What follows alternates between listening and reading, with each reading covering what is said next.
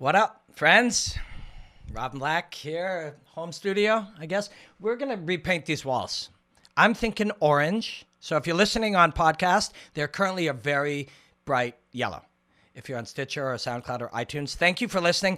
Every now and again, it occurs to me when Mark tells me how many of you guys are listening, how cool it is if you're jogging or working out or driving your car or just ignoring work and you're listening to like my ideas. That's really a huge compliment. I'm very grateful.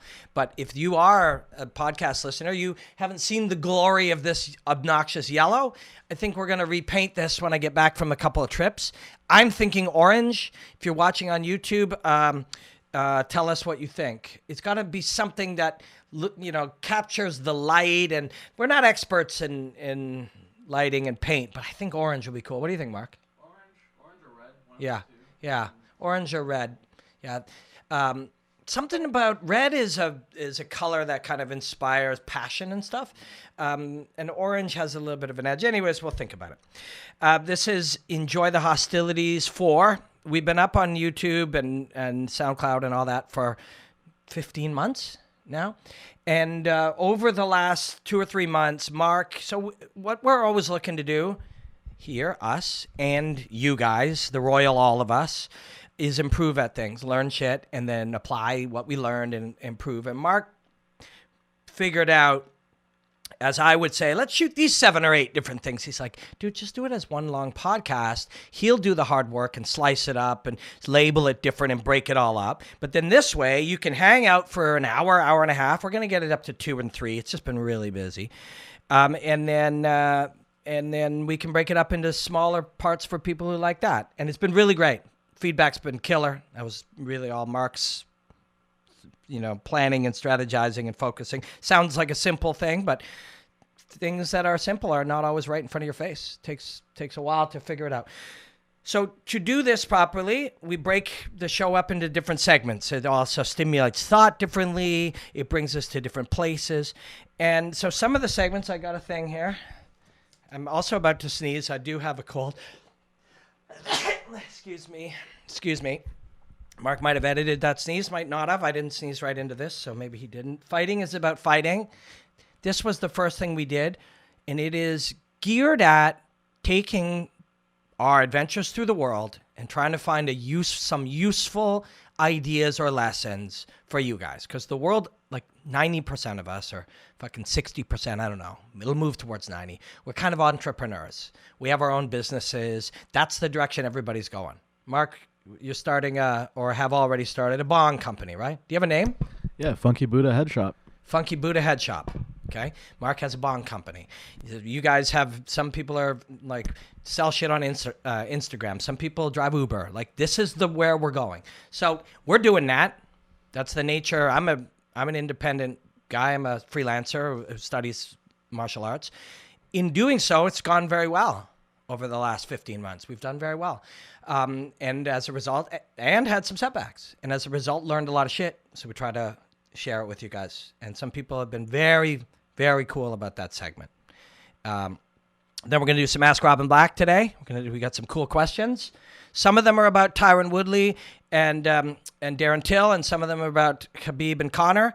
But those we will move to fight preview, Till versus Woodley. And then at the end, I'm going to do a solo mentality of combat. I'm going to take concepts that I've learned from my friend David Mullins, who is a sports psychology consultant. We are going to get together with him and go deeper into these ideas before Khabib versus Conor. And things I've gathered from my friend, Dr. David Klonsky. He just sent me some interesting stuff. My friend Tracy Trudeau, who is also a PhD in psychology, she sent me some cool shit. And so we got a lot of interesting stuff. We're going to talk a little bit more about Khabib versus Conor in the mindset aspects of it. We'll wrap that up today, but I want to let you know that for the next podcast on YouTube, I'm going to have a television here and I have some footage that I'm going to break down. It's going to help us break through some of the plateaus that we are facing in trying to analyze and learn from Khabib versus Conor. Now, very quickly, the nature of having breakthroughs, especially breakthroughs where you break through a plateau or some type of barrier that you can't get past. It is very stressful. There's tension, and there's anxiety, and there's stress when you are trying to go through something. Sometimes you might get upset. Sometimes you might get angry. Sometimes you might get, you feel tension. And I have felt that tension about this fight. But I'm happy to say that I think I'm past that. And I think I've found some cool new things. So I'm going to continue. We'll reference some of them a little bit today. And then we'll lay them out for you with a television, with some footage, with some highlights, with some zooms, and some animation. Those of you listening on podcasts, I got an answer for how to do that for you too. We're going to take it. I'm going to run it through for everybody.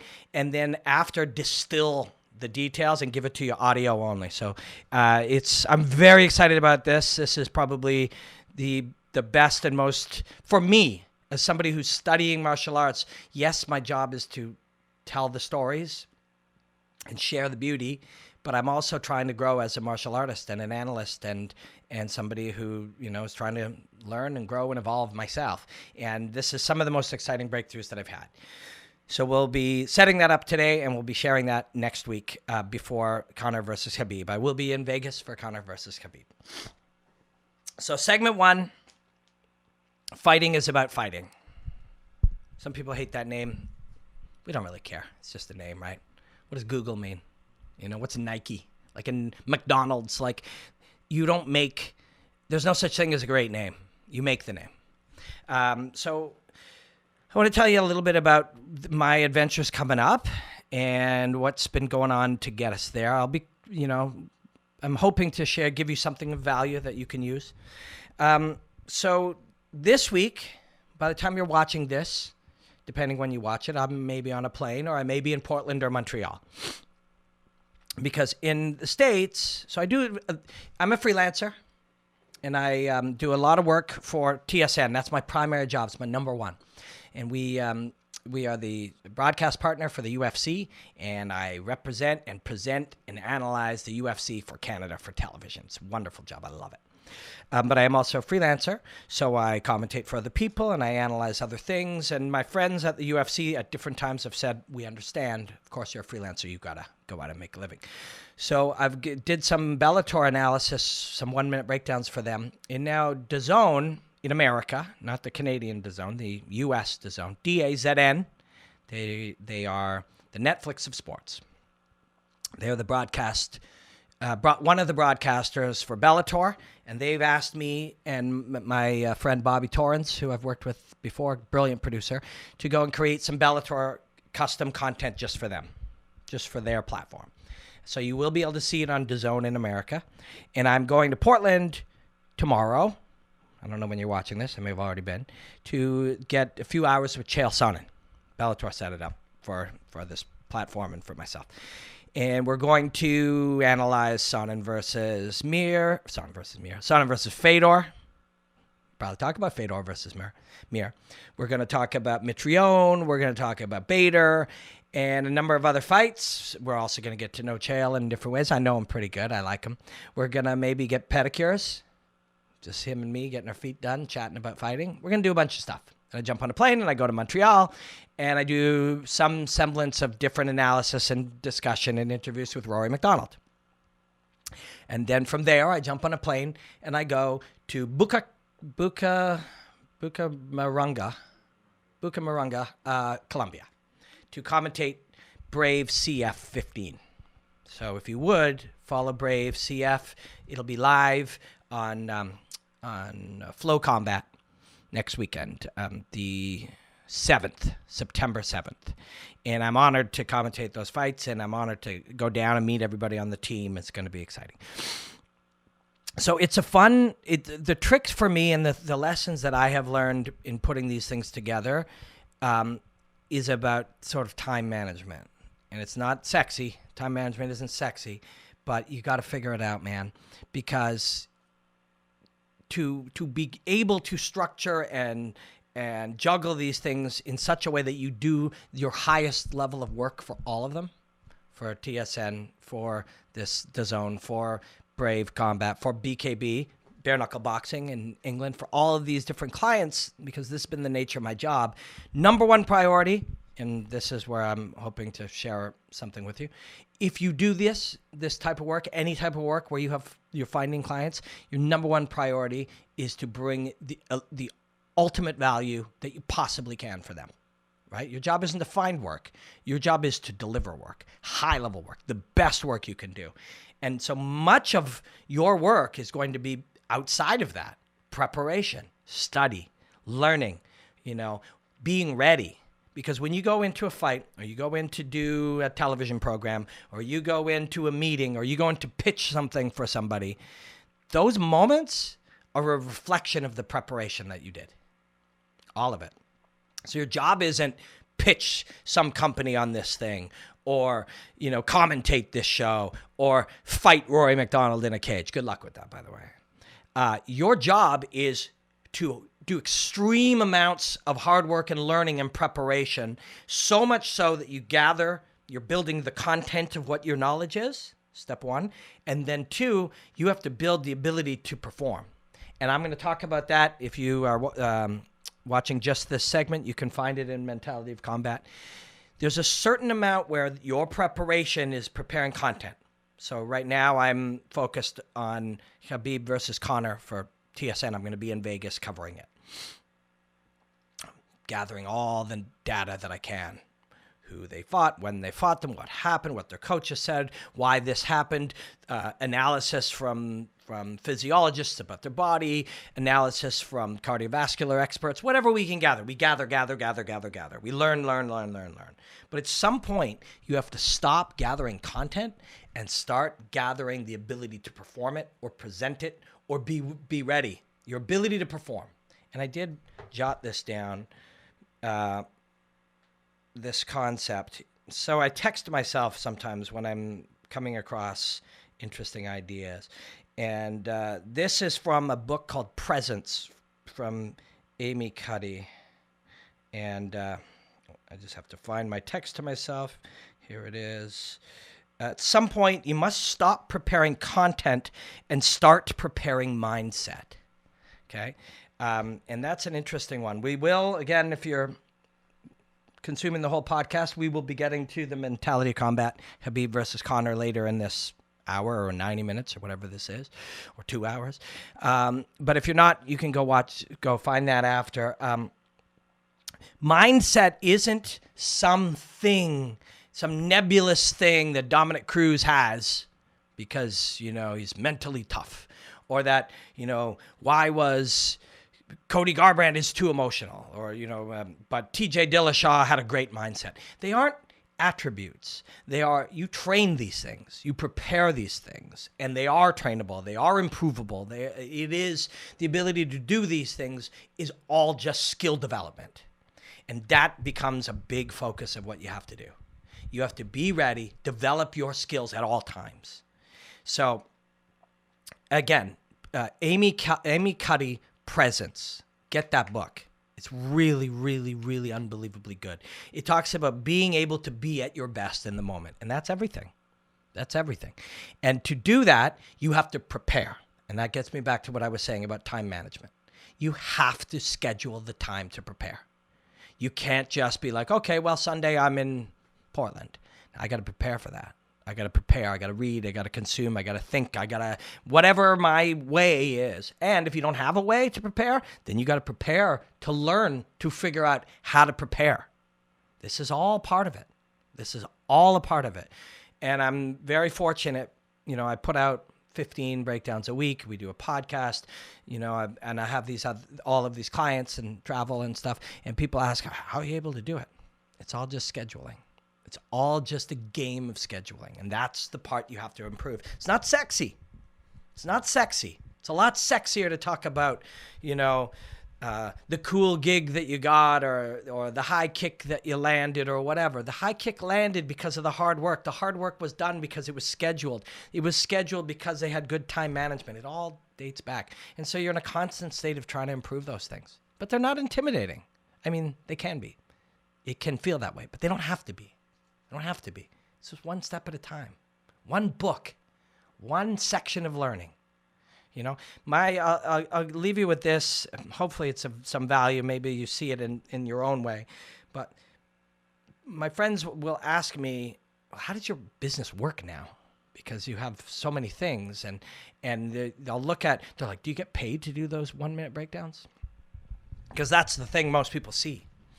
And the answer is, I can, and there are times that I do, and there have been times where they can get sponsored, so you get a little money, but for the most part, that is the least important of all of it. And I'll tell you why.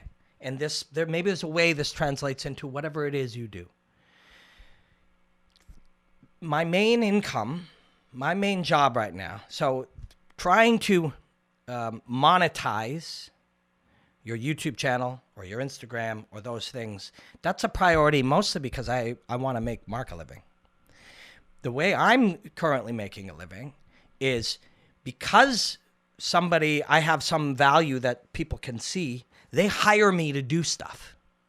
So they'll hire me to commentate, or they'll hire me to analyze, or they'll hire me to shoot pieces with Chael or Rory, or they'll hire me to go down and present for the television audience in Canada what's going on with Conor and Khabib, why this is happening. And as a freelancer, all of the clients will understand that I need to make a living by piecing these things together, which is why you're able to have that many clients. If any one of them came to you and said, here's $100,000, just work for us, you could have that conversation. But since they can't, they understand you have to take these different jobs. So my income, my living comes from somebody says, commentate this show. We'll fly you to Colombia, commentate the show. Or, hey, come and do these pieces with Chael Sonnen. We'll pay you to do that. Or, come and talk for our audience on SportsCenter about Conor and Khabib. Share your perspective. So I'll do that. How do I get those? That's where, and again, this strategy is applicable to you somehow if you distill out the way. 1-minute breakdowns on Twitter and Instagram and YouTube and wherever else serve multiple purposes. The obvious purpose is if I do them and they are good and people like them and people seem to love them and I'm giving value to someone for free. I don't want their money. I'm just saying, hey, you like this thing? Check it out. It's cool. I worked really hard on it. And people like it. What that does is it grows your audience. People are like, hey, fuck, that's my guy. That's my guy. That's the guy who does those breakdowns I love. It's great. I didn't take anything from them. I gave them something that they enjoyed and I asked for nothing in return. But their appreciation, their support. Now, when somebody goes to hire me, you could hire Pat Miletich or you could hire Robin Black. Pat Miletich, very fucking good commentator. Robin Black, pretty good commentator, and he has this big audience that supports him. And so I'll get work. That's the obvious one. That all of that work, let's say I spend 20 hours a week doing that. And I'm sharing this with you in hopes that there's some applicable truth for you in your business. And maybe together we can figure out what it is. But the 20 hours a week that I spend to make things and ask nothing in return and say, I think you might like this. Check it out. I don't want anything in return. Then maybe they get, I hope so. And they do. There's nothing in the world that I could do for 20 hours. One, I love it. Love it. Love it. I'd rather do that than watch TV or play video games or almost anything other than sex and coffee. There are not very many things I'd rather do. So, one, that's great. Two, let's say I had a great job, some amazing job, something I did. Somebody paid me fucking $50 an hour, and I did 20 hours. What's that, $1,000? So I did 20 hours of $50 an hour work. I got $1,000, and I spent that $1,000 trying to promote my commentary and analysis work to somebody else. It'd never do as much as this does. Never. So that's why you do things like this. That's not why. You do it because you love it, right? Because trust me, you're not going to spend 20 hours at anything you don't love. We live in a world where there's shit we love everywhere. So the only thing you're going to spend 20 hours on is stuff you love. So you better find out what that is, because that's what you're going to do. So now I do it. People look and they go, fuck, I do like that. That's my guy. And by people being supportive and encouraging you, now you have an audience that loves your work. Somebody else will be like, yeah, that guy's really good, Mr. Miletich or Mr. There's other commentators that I'm just trying to think. Who else does freelance commentary that you see a fair bit of? Boss has also a huge following and people love him. So it's not a very good example. But some other guy, some former fighter, this guy's a former champion, but he doesn't have an audience. You could have him Or me, if we're the same, I'll also have an audience. So there's a value there. But the most important value, besides the fact that I love it, the most important value, this is everything. This is why you do things, is by doing them, I get better. By doing them, I will get better. So I've done 300 now, and I did 250, 300, 400 at Fight Network before. Now I've done 500 or 600 or 700. Unless I'm a complete idiot, and I'm not, I don't think, I must get better. That's what it is to do things. So if somebody were to say, I wish I could do breakdowns, of course you can go do them. Not that you should. You'll only do the things you love. And trust me, these are complicated. They take a long time. And you'll only do them if you love them. And they'll suck for the first 200. But whatever your thing is that photographs? Is that music? Is that storytelling? Is that bongs? Mark has a bong company. I just told you that. Whatever that thing is, by doing it, you improve. And there's just no substitute for doing it. So I make 1-minute breakdowns on videos like this. I love to do that, so I'll do it. By doing it, I will get better all the time. The 700 I did made me 700 better than the guy who did none. And then, because I'm going to give them to people, here you go, take them. Just take them, go enjoy, and ask for nothing in return. The only thing people will give you in return is your support and encouragement and appreciation. And then when you have that, people will go, we should hire that guy. Look how fucking good he is. He made 700 of those. People seem to really like him. He works really hard, clearly, and he's passionate. It's simple. So why don't most people do it? Because it's a lot of work. You'll only do it if you love it. Do you love bongs, Mark? Yep. Mark loves bongs. Mark loves bongs. He's gonna build a lot. He's gonna sell a lot. He's gonna find the pieces, tint them, whatever the fuck you got to do. Name them, create them, shape them, set people up with them. He cares about them. He also fucking loves podcasting, right? And sound and all this kind of stuff. That's why he's doing this. That's why I'm doing this.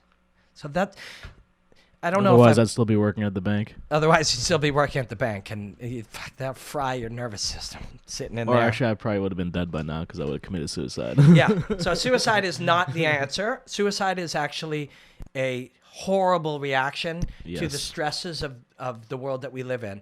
And if you go too far, if you didn't leave the bank when you left the bank. Oh, yeah. It would have been too late. It would have been terrifying. And we're all in this. We're all in this world fucking, you can cut expenses. You can fucking sell all your shit and live with 2 other people and pursue the thing you love doing. Because it's not easy. And yes, I'm doing 60 and 70-hour weeks, but I'm doing what I love to do. And it's working. And I get better every day. And if it's not working or I have a week where it didn't work, I still got better this week. Still learned, still improved, still shared ideas with people, still did the thing I love. That's what you do. So I hope that was of some value. It's been a long, meandering road to try to figure out. I've always cared about wanting to help advise or inspire or drive people or motivate them, because I've always had people that motivated me, and I've always been driven, and I've always been passionate and I wanted to do things, and it has always mattered to me to try to offer ideas to people. And when we started Fighting is About Fighting as a segment, it was because we didn't know what the fuck we were doing, and it only made sense to be honest. And we've done pretty well. What do we got? 25,600 subscribers on YouTube. When we started, I think I had 4,000 subscribers on Instagram. Really? Yeah. I got 27,000 people that consume my stuff every day. Is that The Rock? Nope. But is that Joe Rogan? Nope. Cheers, Joe. But don't compare yourself to other people. Just keep growing. If you're doing the thing you should be doing, you will continue to get better at it. If you get better at it, more people will enjoy it. If more people enjoy it, they'll tell some other people. If they tell some other people, now you've got an audience and you're really good. Now you'll be brought in to do things. It's not fucking complicated. It really isn't. It's just a lot of work. The only way you'll do a lot of work is if it's something you love. So I hope this has been of some value. Please let me know, particularly in the Fighting is About Fighting segment. And for the rest of you who hang in for the podcast, I hope that this is still, and I know you want to look at Darren Till and Tyron Woodley, and so do I, and talk about martial arts and fighting, but this stuff, Matt, is important to me too. But let me know if I ramble. Let me know if it's not something for you, and we'll put it at the end. of these podcasts instead, because I don't want to lose people when they wanted to hear about Tyron Woodley, and we're talking about fucking Instagram. So, but thank you very much. And if you just watched the segment on its own, thank you. That was just a spot Mark could cut it. But it matters to me to keep growing that line of thinking, to keep finding ways to kind of bring other people along, you know, as we grow and move and expand. And the world is a sketchy place. It's a weird place, man. You gotta gather some information where you can. And if you're lucky enough to have it, you got to, it's nice to share it. So Ask Robin Black, we move along. Ask Robin Black episode, maybe what, 20? Who knows? Yeah, probably. Maybe 20, something like that. Who knows? Mark will have it labeled. If you look at it, it says 17. Well, I was wrong. Thank you very much for hanging with me. Ask Robin Black. People just send me questions and point me down rabbit holes, point me in the direction of a hole, and say, go down there. And then I do. And it's fun. And I love it. We've got some questions about Conor. Some of those I will move to the last segment of today. We'll talk about Khabib and Conor and the mental game. And we're labeling that, or we're calling that segment Mentality of Combat Sports. That's just because we don't have another segment name called The Intangibles of Combat Sports, because it's really about intangibles. Got a couple questions about Conor, about general martial arts, weight classes. Let's maybe start with one. Mark, I'm going to give you this list of questions after so you can label them, but they're not in any particular order. But I'm going to start with two that we just got off of Instagram and Periscope as we were chatting with people. One is from @613_shifty. What's the best left hook ever landed in MMA? And I liked that question because I liked its beautiful simplicity. I hate that question also because it's subjective. But what's the best anything ever? I mean, if you say to somebody, what's the best meal you've ever had? Mark, what's the best meal you've ever had? I can't remember. He doesn't remember. But I'll tell you one thing. If you could remember, it would be somewhere in the last 2 months, right? Oh, yeah. You're not going to come up with something from 7 years ago. No. That's how our brains work, right? That's how our brains work. Nobody's like, oh, man, back in 98? It's funny because when you did mention that, the first thing that came to mind was that Chinese restaurant we went to in Calgary. Yeah, right? Yeah, it was good. But it wasn't the best meal you've ever had, but it was recent, it was right? Super recent. So we do that a lot.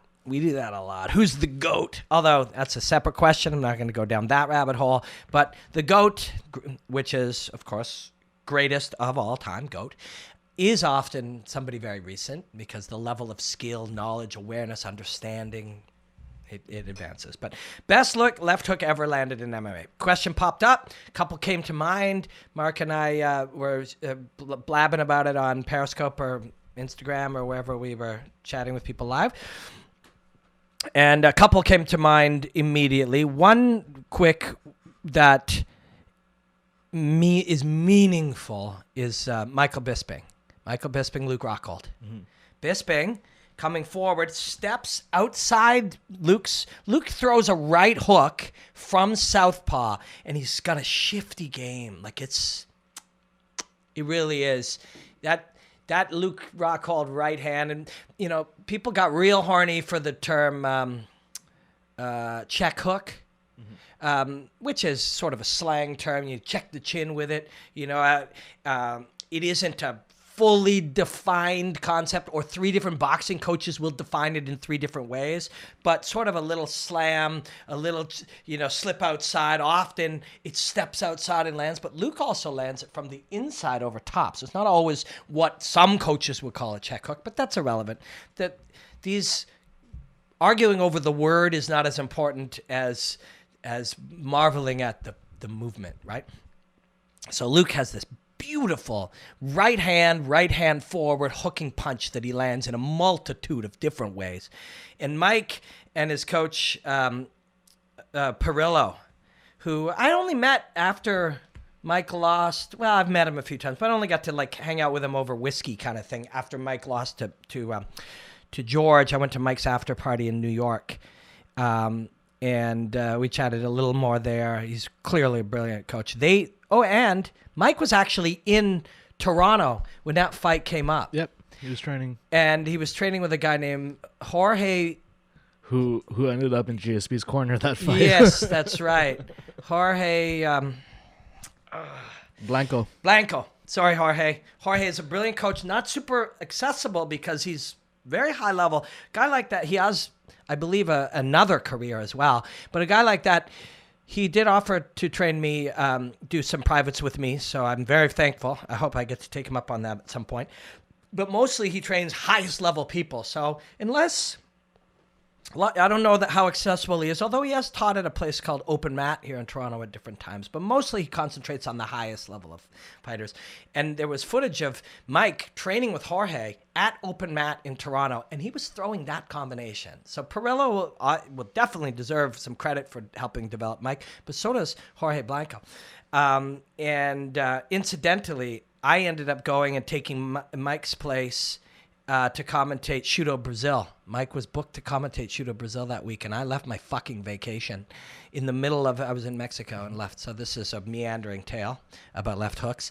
So Mike, of course, that's a meaningful punch. And as he's stepping with the left foot while he throws the right hand to the sternum to get the outside line, and this will not be a perfect example, but often you disguise a step with a punch.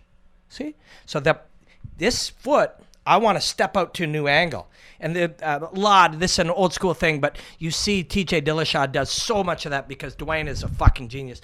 But the step out like this. So if I just step here, and I know this isn't perfect sound right now, and I know if you're listening on podcast, I'm stepping my left foot out off the straight line. So if I just step my left foot outside of your right foot, people talk about lead foot dominance, which conversation for another day, but it's an oversimplified bunch of nonsense for the most part. But if I step it out there, you see it, you react to it. But if I throw a hand up in there, just as it's happening, your brain has to focus and process that. And there's sometimes 2, 3, 4 other things I'll do. Just drop a shoulder, fake something. Puts the right fist on the sternum to measure the distance as he steps his left hand outside of Luke's sort of protective zone, and then comes in over top and lands it on his chin. So for a great, one of the greats, the true greats like Michael Bisping, to win his title, to knock out a guy who beat him before, to have an emotional and brilliant moment for him, to have that last stretch of his career be as a champion, that's about as meaningful. And it's barely, in a lot of ways, you don't even call that a left hook. It's, it's just sort of an arcing straight left from a different angle. I guess it's a scooping kind of, cuffing hook. So that's one. Dan Hardy has broken down when he gets hit by Carlos Condit, Dan's a fucking great guy. He's a really great guy. Martial arts, man, you lose. You lose sometimes. John Kavanaugh made famous the title Win or Learn. I think if he had it to do over again, it would be win and learn or learn, because winning you're supposed to learn as well. It's not an either or. But losses are the really important part of your life, of growth, of where you're going. There was an amazing quote I saw today from Robert Greene, who wrote a book called Mastery. Freddie Roach is it's a fucking amazing book. If I recommended another book today, but if you get a chance to read Mastery, it's one of my favorite books I've ever read. Robert Greene, I'm just pulling it up. Robert Greene, it was the greatest battle. Your past successes are your biggest obstacle. Every battle, every war is different, and you cannot assume that what worked before will work today. So no loss is what allows you to often see that. Loss is what allows you to go, oh, wait, that didn't work. So Dan Hardy was hit by Carlos Condit. We've seen many hook versus hooks. That's just a very famous one. And in some ways, and so that's an amazing left hook as Carlos. And those are two of my favorites, Dan and Carlos, both as personal, as humans and as fighters, two two of my very favorites. But when those two things hit, another moment the other way, the weight shifted slightly differently. Somebody starting earlier or later, and it's the opposite. Yeah. That's the beauty of that. Does that mean that Carlos Condit has a better hook? No. Does that mean that, Carlos's power was over Dan's chin? No. Does that mean Carlos's chin is better than Dan's chin? Carlos's power is... No. Some moments. The beauty of that moment, you can go see it. And the reason I mentioned Dan is because Dan will tell you to go see it. He's analyzed it, talked about it, because that's what he's a martial artist. Once upon a time, when you watched Dan Hardy in the early days and he had a shtick and a character and he was sort of a badass kind of thing, that's an element of him. You can see it. But I think it was more performance than anything. I think as a martial artist, and listen, Dan and I are still planning to do a podcast together on Brendan Schaub's network. Fucking life is so busy for everybody. Brendan most of all. And then Chin, who will work with Mark on it. And Dan is like, yeah, mate, I'm in. So we just got to do it. But I think, to be honest, it might start in January because that's when Brandon's moving to his new studio. Yeah. And he's setting up his network then. So cool. I have a feeling like we'll get everything up and running. I will text Chin right after this podcast and just say, hey, let's target January for, Black and Hardy podcast, and we'll loop Mark in. So we'll be working on it. But Dan talks about that moment too. But the beauty of that moment is the truth of it. And the truth is not, again, he hits harder or he takes it better. It's just moments. It's, slightly faster, slightly slower, slightly more tired or slightly less tired. Any of hundreds of variables. That's the beauty of that left hook there. And then, what was that one we saw in Winnipeg? Ooh, Josh Emmett and Ricardo Lamas. Josh Emmett knocked out Ricardo Lamas. That's actually similar, wasn't it? Hook versus hook. Yeah. As well. Yeah. Or maybe. I think no. Yeah. I think so. Lamas was throwing a right hand. Maybe I can't remember. Yeah. But that's a fuck of a hook. Again, that's like the most recent meal we had. Like we were there, and it was a big hook, and Lamas, I'm sure, looks at that and is like, man, I've laid out some guys too. It's part of it. It's a part of it. But it was a good one. And then I really, really, really like Frankie Edgar, Chad Mendes. Right. That's a pretty, and I was there for that one too. So, a lot of them, it's what's the best? That's really up to interpretation. There's no best. There's no best left hook. Each one is different. What's the best snowflake? What's the best raspberry in a thing of raspberries? And, if you had 40 sexual partners in your life, I'd say, well, what was the best sex you ever had? You're not going to, it'll be whatever the most recent one was, because that's how our brains work. You're not going to have had sex this morning and go, yeah, I remember that one back in 2006. Like, that's life, man. Food, entertainment, happiness, fights, mating, all the things that people do. Friendship, laughter. What's the best one? I don't know. But I think the only time that doesn't apply is music. Yeah, what's the best? Who's the best singer? Yeah, it's always usually older. Yeah, that's true. It's a really good point. Yeah, there's a point at which, for some reason, things don't get better forever. And they certainly don't get better linear forever. There may be better music one day, but the general... there may be better paintings, but we're not all sitting there freaking out about some painting from 1973. Mm-hmm. We're freaking out about the top of the Sistine Chapel, or we're freaking out about the Mona Lisa. So it's not a linear thing. But so best, I don't know. But there's a lot of good ones. But people, if you're so inclined, please leave us a message or hit me up on Twitter. Tell me what the best left hook that you ever saw was. Let's do some other ones. Elvis Thomas 8. What are your thoughts on rankings? So I'm going to be, just about said a lie. I was about to say, I'm going to be kind of quick on this, but I'm never quick on any of these things. Rankings. So what are they? And what were they? So regardless of how you create rankings. Now, TKO, it's an organization I commentate for. They're on Fight Pass. TKO 44 is September 21st on Fight Pass. Great show. Best show in the history of Canada. They have it's tkomma.ca, I believe, is their website. They have a ranking system that they have developed because, you know, it's something that's a priority to them based on wins versus other ranked guys, how you won, finishes, time of finish, knockout, all of it has scores. And those scores were developed over a long period of time to represent best that they can the truth. So the number one ranked guy has, based on these criteria, it's not subjective. It's not like, what's the best raspberry you've ever had? It's like, here is the criteria, and there's the rankings. UFC, it's a bunch of journalists. It doesn't take much to get on that list. And they say, usually whoever won last week jumps a lot more than whoever won 3 weeks ago, no matter how those two things compare. That's just human nature.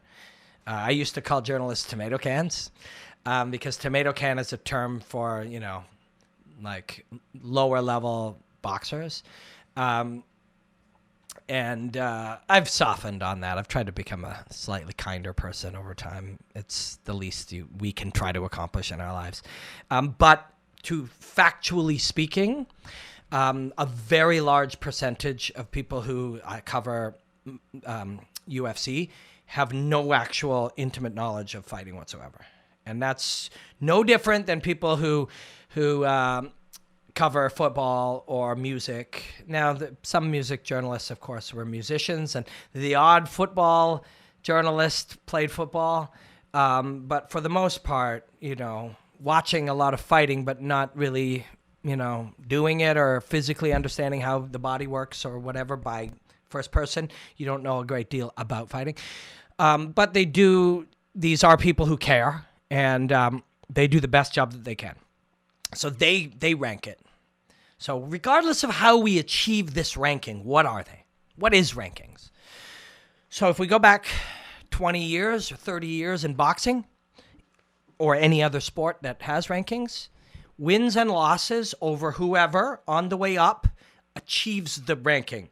The number one, the first, what are your thoughts on rankings? You asked me this question 20 years ago. The number one guy will fight the champion. That's meaningful. That's meaningful, right?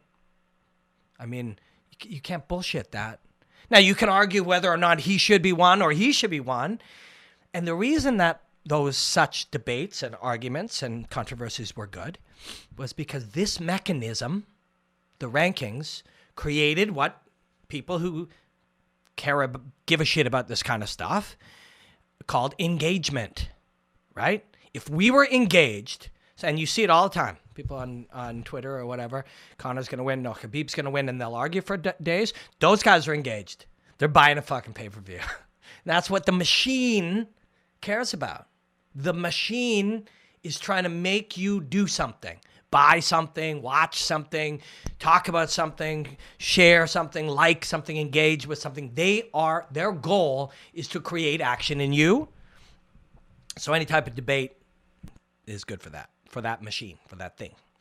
So, but once upon a time, the rankings, number one guy would fight that meant something. We could argue about how he chose number one, but that meant something.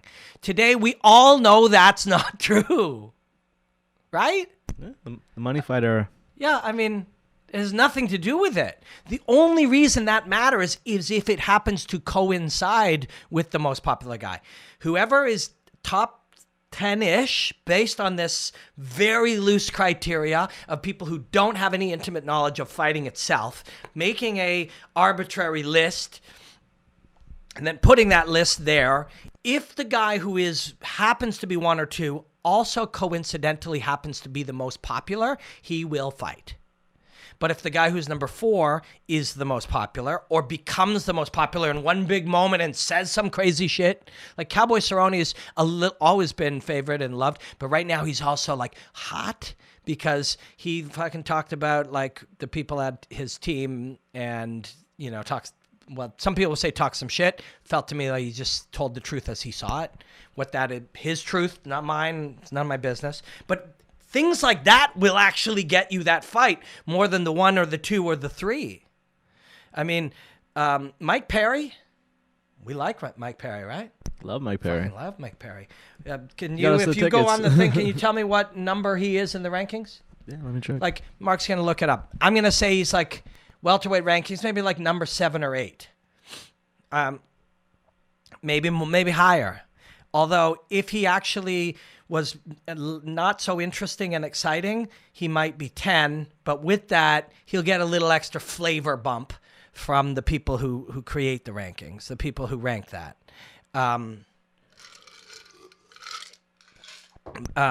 Mike Perry's unranked. Mike Perry's unranked. Well, if Mike Perry, who's he fighting? Cowboy. Cowboy, yeah. So Mike Perry, if Mike Perry fucking somehow destroys Cowboy, He's top 10 then.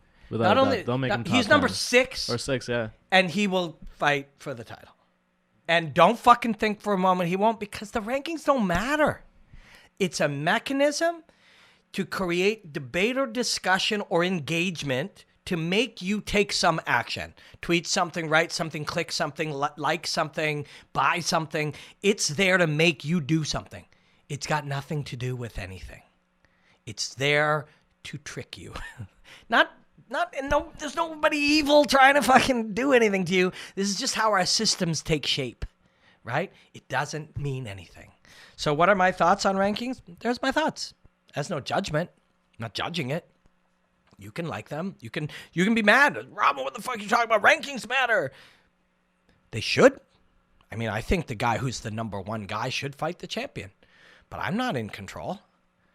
If Mike Perry fucking destroys Cowboy Cerrone, says some crazy shit about Woodley or Till in particular, right? Yep. Till wins, right? We'll talk about that next after some more questions. Maybe he wins. And then he goes out and he says, I hate this fucking Mike Perry. Then Mike Perry lays out Cowboy and he says, Darren Till, let's do this in fucking London. That shit's happening. But wait, he's number 7. If he's unranked and he beats Cowboy, who is probably number 5. Cowboy's 12, actually. Cowboy's 12. So Cowboy's 12. He's unranked. He beats Cowboy somehow. He'll be 6.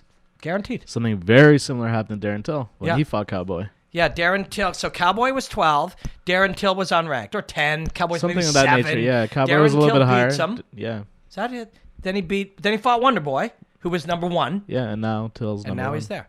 Right? The So last- it's all just yeah. made up. The last time the rankings actually mattered in a matchup was Wonder Boy versus Rory, because that was actually number 1, number Yeah. 2, and the winner got the title fight. That was Right. the last time it actually mattered. Last time that it was 1 versus 2 with the winner fights the title. Last time. That was in Ottawa, Ontario, like 2 years ago. 2 years ago. I worked at Fight That was Network. Me before and we met. Randine were there. Yeah. Yeah. And so they're meaningless, but that doesn't mean they're meaningless for their original purpose, which was the number 1 guy fights the thing. So that meaning is gone. Don't be mad at me.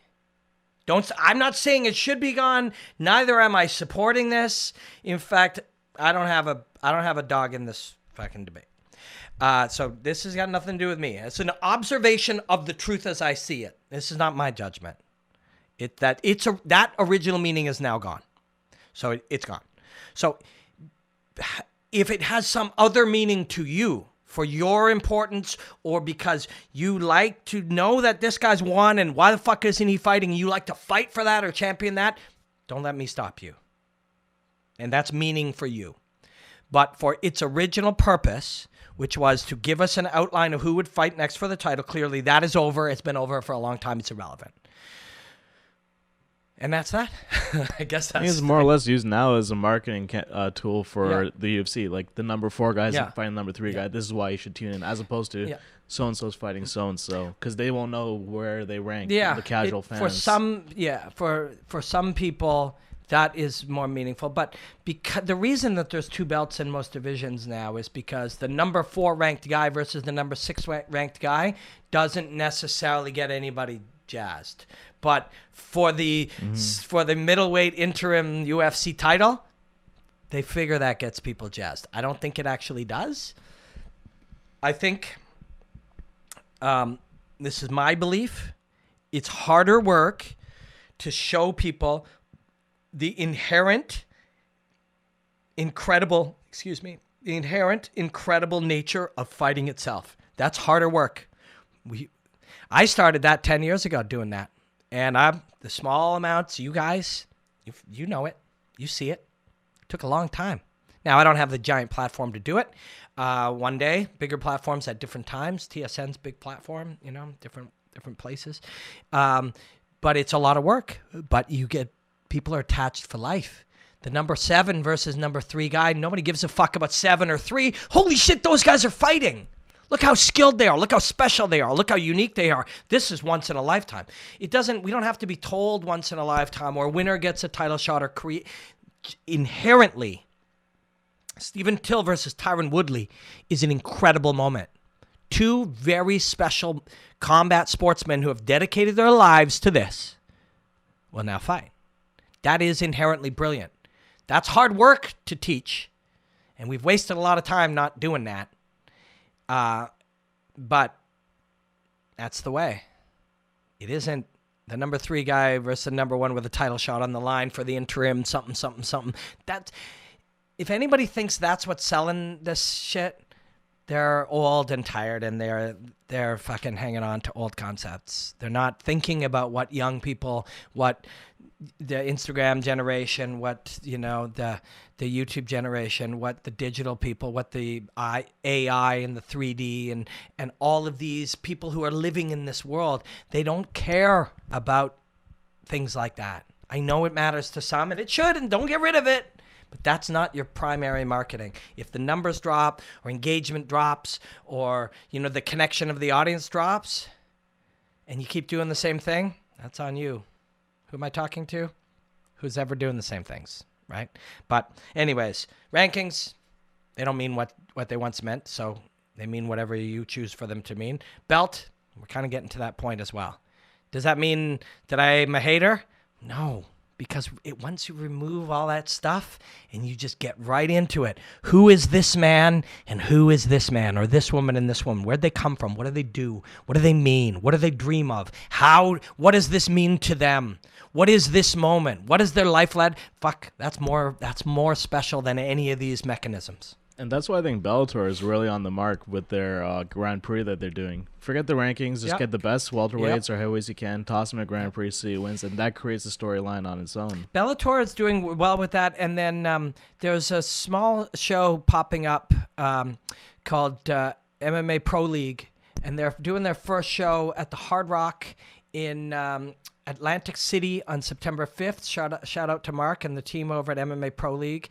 They are creating a team structure as well, right? Now, does that, and some people are like, we tried that, we had IFL, there's debates around it, but you have attached some more meaning when it's all of us, the 4 or 5 of us, we're all together. We've got, I hope they do, and I'm sure there's probably a very good chance I'll contribute something to their broadcasts. If they ask me, we got cameras in that back room, and we're showing when my guy loses, how that affects the rest of us. We're a group, a team, a family, the same coach, the same people working together. Guy gets dragged on a stretcher. He's my friend and training partner, and I got to go back out. There's the us versus them element. There's something there. Is that the be-all, end-all? Is that going to be the answer? No. But is it meaningful? It can be. Yeah. There's more there. There's more there than 1 versus 2 winner gets a title shot for the interim, whatever. And I'll also explore that concept, it's kind of like it's unanswered. Is MMA a team sport or is it an individual sport? Because it's 50-50. Well, you go in there alone, but you got there with a team. You got there with people. Who's you fucking training with if not a team? I mean, of course, there are, individuals who train in different ways, but, I need partners. And those partners, we develop relationships. And there's a whole other thing. I don't get into the politics very often or very deeply. But the whole, Cowboy and his team thing, the issue with those things for me is not this guy talked shit about that guy who did that thing. The issue for me is that one of the things that Donald and Joe did talk about is these guys have been training with me. Excuse me. I just can't afford to have a cold now with Portland, then Montreal, and then Columbia travel next week. But my coaches and all of these guys, they've trained hundreds of rounds with me, many thousands of hours. They know so much about me, you know. That's an aspect, but it's an unavoidable truth about it, you know. If we train together, and one day we both get to the top, and we both want to be the champion, and at any one we can both be it at one time. Cormier and Kane have both been the heavyweight champion. They're friends. They're training partners. They did it together. They never had to fight. But if Kane comes back, which I don't know what's up with that, and he fights and has a couple brilliant moments, and Dan's still the champion, maybe they do.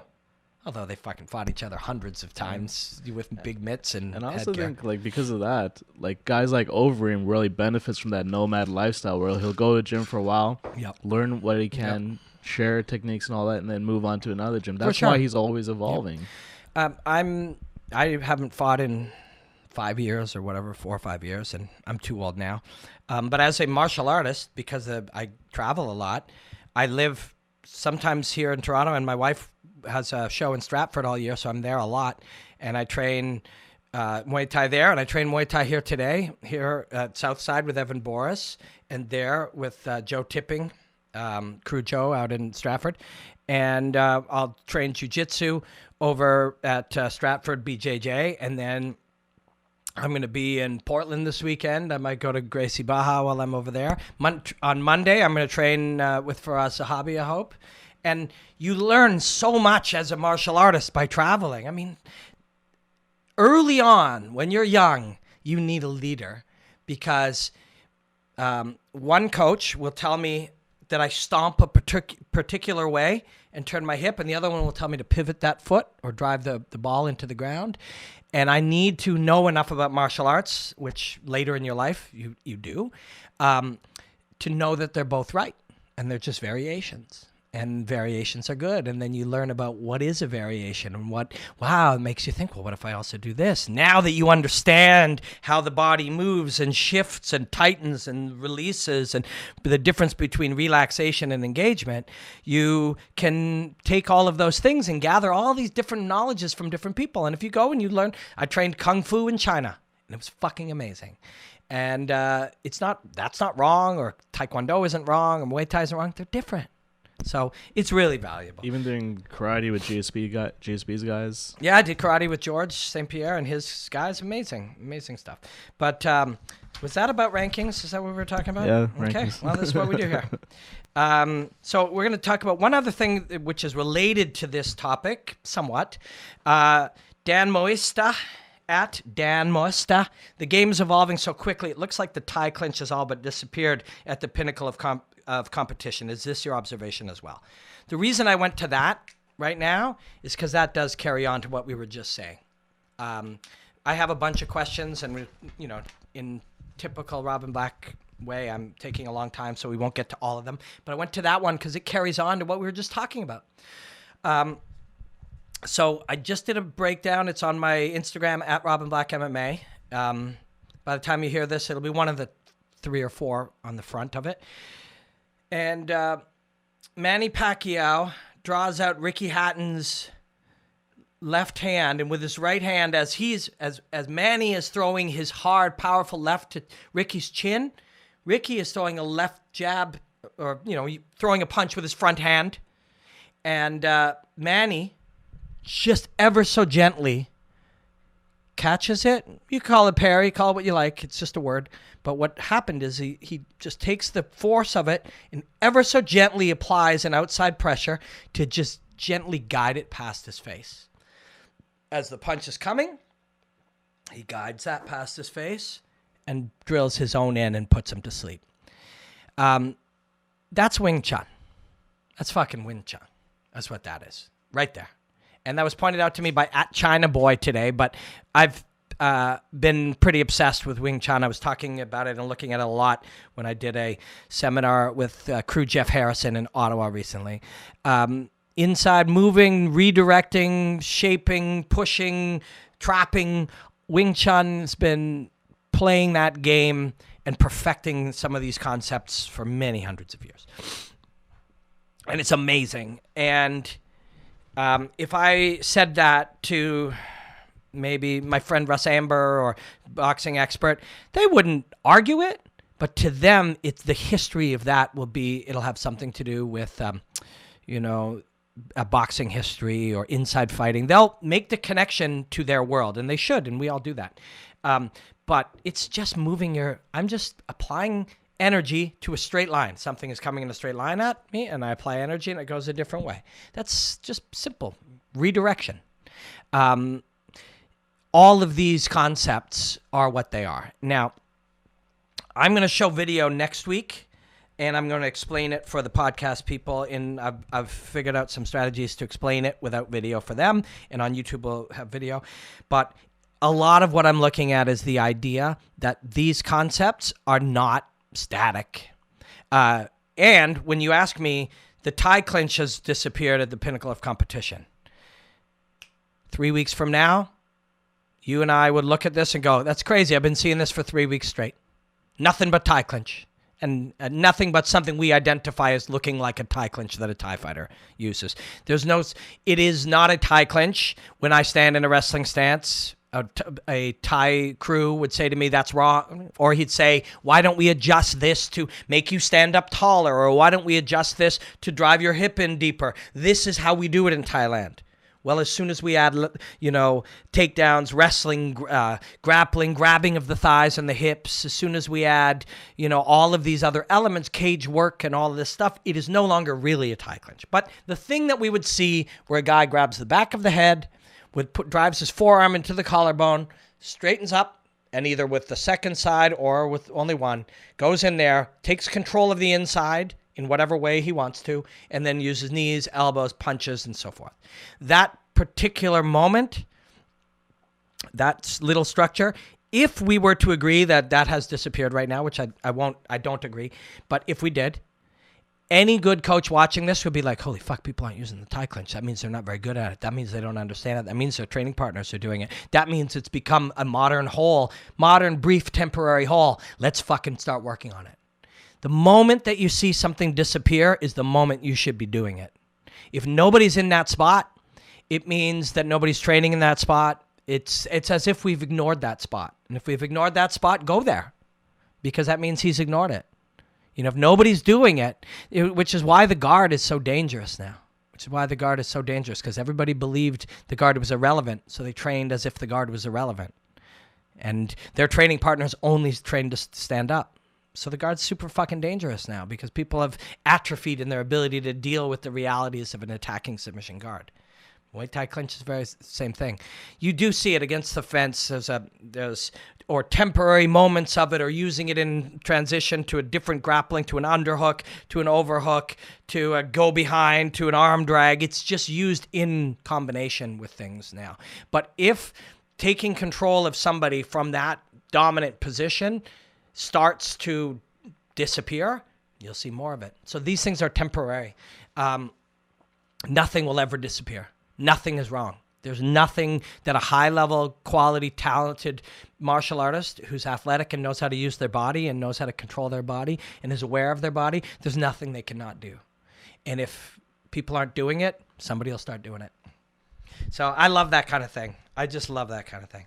Let's do one or two more questions, and then let's move into mentality of combat and talk about Khabib versus Conor and some of the intangibles aspects of that. At Rawchild, RAWCHILDD, what do you think of Jon Jones at heavyweight? Would he be slower? We talked about this, Rawchild and I, a little bit on Periscope. Jon Jones would probably be faster. Jon Jones probably be faster at heavyweight. Now, somebody instinctively might be like, "Oh, that's wrong." No, that's right. Because Jon Jones at light heavyweight, so I'm using air quotes, like when the two quotations in the air. Jon Jones at light heavyweight, on Friday morning he weighs 205, and on Saturday when he fights he weighs 230, maybe 232. Jon Jones, so bear with me again. Light heavyweight champion Jon Jones fights at 232 pounds. That's an approximation. Could be 228, but I'm going to say, let's say 230 for the sake of discussion. Jon Jones, light heavyweight, fights at 230 come fight time. Jon Jones, heavyweight, could fight at 230. I mean, why would he fucking change? Just fight at 230. That's heavyweight. It's a heavyweight. I mean, Cormier probably weighed, what, 235? He weighed actually more than we were expecting him to. I seem to recall it. I remember thinking, geez, he's kind of pudgy. Against Stipe. It looked like he was ready for the permanent move to heavyweight. Yeah, exactly. I mean, hey, it's nice. John would probably love it too. Let's say he weighs 235. He didn't... And so Jon Jones, light heavyweight, 230, 231, 232. Jon Jones, heavyweight, 235. Same guy. Same dude. Only difference is he didn't starve himself for a fucking week and then sit in a sauna and sit in a hot bath with Epsom salts and alcohol in it, etc. He's the same guy. Just didn't deplete himself. He'd be fucking faster. You know? He'd be faster. Did Cormier look any slower? Maybe. Cormier looked a little pudgy. No disrespect. That's the heavyweight champion of the world. Knocked out Stipe Miocic. Or Miocic, as Anik says. And Anik's always right when it comes to names. If you're ever in doubt, just hear Anik say it. He'll have it 100%. Yeah, so he'll be faster. That's that. Which is cool. Think of it. Imagine that. Same, only maybe even faster against heavyweights who could be not as fast. So while we're on that subject, this one makes sense to talk about. I think it's Jimbo Pitcher. Apologize if it's wrong, at Jimbo Pitcher. Do you think more weight classes will be introduced before someone dies making weight? We can connect that back to our thoughts on the rankings. Weight classes will only be there if it benefits the machine. That's just true of all machines. That's not true of all machines. Some modern machines shift their philosophy. And they're like, what is better for my audience? What is better for my consumer? How do I give the most value? Old machines are like, what's better for us? Truthfully, what's better for my audience is often better for you. Never mind what's better for my employees, what's better for my athletes. You feel like you got to do what's best for you, the machine, you, Nike, you, Apple, you, the UFC, you, McDonald's. The machine thinks it's got to do what's best for it, but what's best for it is to do what's best for the athletes and best for the audience. Because if you're doing that, you have a happy, engaged, delighted, supportive audience, consumers, employees, athletes. In the long run, you may actually do better. But old machines do that. I will take exception with something here. Do you think more weight classes will be introduced before someone dies making weight? I guess the only thing I don't think there will be a lot more weight classes unless the machine thinks it'll make them more money somehow. And I don't know if it does think that right now. Although I think, wouldn't a 165-pound belt and a 175-pound belt be more valuable than 270-pound belts? You know what I mean? Like if we called one the light welterweight and one the super welterweight or whatever the fuck you want to call it, you'd have two.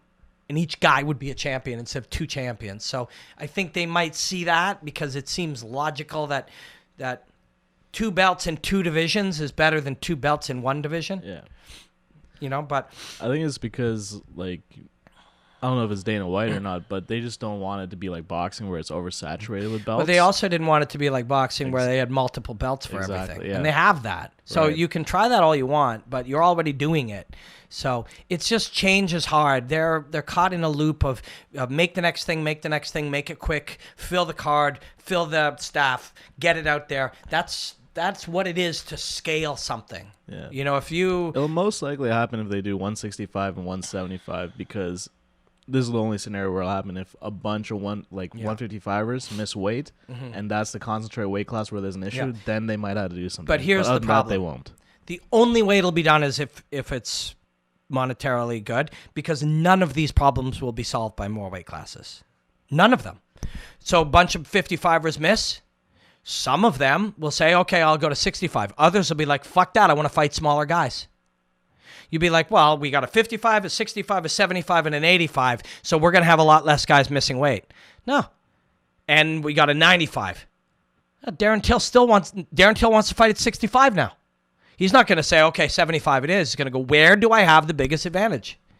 I mean, this isn't an issue of not enough weight classes. This is an issue of people, human mind looking for an advantage. Just because there's a 65 and a 55 doesn't mean that, what was that big guy? He got cut, big Brazilian guy that fought 23 times. Oh, Gleison Tibau. Gleison Tibau. At a 65-pound weight class, Gleison Tibau's still going to try to fight at 55. Nobody's going to tell him he can't, and if they try to tell him he can, he's going to fucking fight there because he thinks he has an advantage. He's not fighting at 55 at 185 pounds because there's no 65. He's doing it to gain an advantage. All athletes can become smaller. All athletes. And this one gets really all wound up when you start talking about Cyborg because people love to argue this thing. The Rock. Let's take The Rock. He's easy to understand. What do you think The Rock weighs? 250? Probably 280. Okay, The Rock weighs 275, let's say. I don't know what he weighs. Google The Rock meal plan. He eats fucking 7 meals a day. If you're like, oh man, could The Rock fight at 225? Fucking rights he could. He'd eat 3.5 meals a day. He'd consume less protein. He would become smaller. He would do more cardio. He would eat less. Fuck. Like, everyone can get smaller. Best example right now, recently, Michael Johnson. He looks so different compared to 155, and that's just one weight class. And he just changed his diet, ate fish, vegetables. Michael Johnson is a big guy who decided to become a smaller man. Everyone can do it.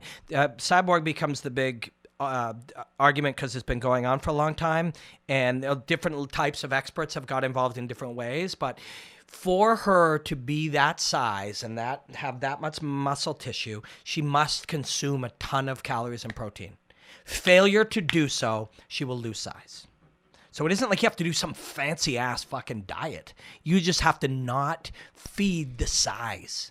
You have to not force. Look at what The Rock eats, man. He's not eating that because he's hungry. He's eating that because that's what's required to stay that big. It's hard work to stay that big. These people, it doesn't take a lot of effort to go down a weight class. It takes a lowering of the amount of effort to stay that big. It's effort for these guys. Now, there are exceptions to it. Darren Till can, and we're going to move to that in just a second. Darren Till can become a smaller man. Diet and cardiovascular exercise. He doesn't want to. You don't think Darren Till could be a thinner man? Of course he could. He doesn't want to because he has an advantage by cutting. And this is another part that we misunderstand. There is weight management, weight loss, and weight cutting. And all of them always happen. And most of the time, we call them all weight cutting, but they're not all weight cutting. Weight cutting is the thing that takes place in the last phase. That's fight week. Why does this matter? Because weight cutting is temporary. Weight cutting is temporary. So if Darren Till's 190 and he cuts 20 pounds, when he fights, he'll be 190. Now, if Darren Till's 230, he will use weight loss to get to 190, then weight management to stay around there, and then the week of, he'll use weight cutting. Weight cutting is the final phase.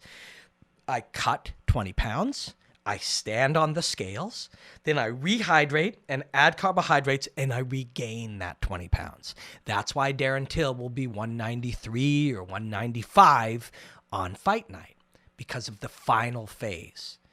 If we wanted Darren Till to walk around at 190 when he started training camp, we would reduce the amount of food and we would make him smaller to start. That's achieved through weight loss. Not weight cutting, weight loss. So this isn't some failure of some shortage of weight divisions or some, the day of this will happen no matter what we do. One championship in Singapore and in Asia, they have mastered it, but you have weights you must be at certain times, and if you're not, you'll be out or you'll be forced to go up a weight class. So it isn't, the UFC weighs you, I think, when you get to town on Tuesday. And they're like, holy fuck, Darren Till, you're 192. One championship would have weighed him 6 weeks ago when he was 210. And they'd have said, no, you need to be 192 now. So they have solved it. But it's a long, costly, complicated process that they believe is worthwhile to protect the athletes and the integrity of the sport and safety. In this game, in North America, Bellator, the UFC, everywhere, all of them, it's left to your own devices till Tuesday. So how big you are can be a game you play to gain an advantage, and that's what they're doing. And even if there was a 165, a 175, a 185, people still be trying to fight at 155 or 145. They would, because if Conor McGregor fought at 145, why wouldn't he fight there again? He fought at 170. How could he make 145? Hard work, sacrifice. And he did that to have a physical advantage, to go with his other advantages. And as a result, it made him incredibly dominant. And people would say, well, that's unfair. It's not unfair. You could do it. You could do it. They can all do it.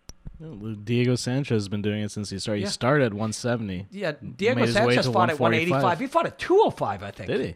I think. BJ Penn fought at 205. BJ Penn fought at heavyweight. Yeah, when he fought Machida. What's his name? That's on Fox. Kenny Florian. Kenny. Yeah. Kenny fought at 85, and he fought at 45. So this is something in your control. You can do it. Michael Johnson is same size as Conor. Yeah. Yeah, maybe bigger. You can do it. It's up to you. But you can't force these guys. You can't protect them from themselves, and you can't stop them from trying to use their own body. This is my body. It's my body. I can run and sit in saunas and go in hot tubs and diet and dehydrate. It's mine. You're going to try to stop me? I'm going to just lie to you. I'm going to say, oh, I'm good. No, I'm not dehydrated already on Tuesday. Now, one championship won't allow that because they do urine tests. They check for a particular amount of crystals or salt things or whatever. I'd have to look it up. I have looked it up before, and Rich Franklin explained it to me in a higher detail. I just haven't. There's a certain amount of crystals that exist in your urine when you're dehydrated, or a certain amount of read you can do. So they won't allow it. But that's it costs them a shitload of money. But they know it's worth it because their philosophy is do what's best for our audience, do what's best for our athletes, do what's best for our employees. That's a corporate philosophy. The larger companies often don't have that philosophy. Their philosophies, and it can change over time, but their philosophies are often do what's best and do what's best for us. Do what's best for the bottom line. Do what's best for the coming week. Do what's best for the short term. That's how big companies survive. That can change. But as it is now, no, none of this will make any difference. Large scale change has to happen, and that's costly. And they're not in the business of spending money on shit like that right now when they're paying off debt and borrowed money. And that's just the nature of it. And it's not anybody's fault. That's not any judgment. That's just a reality. So I'm going to read out a couple of quick Tyron Woodley and Conor McGregor things, and then we're going to move on.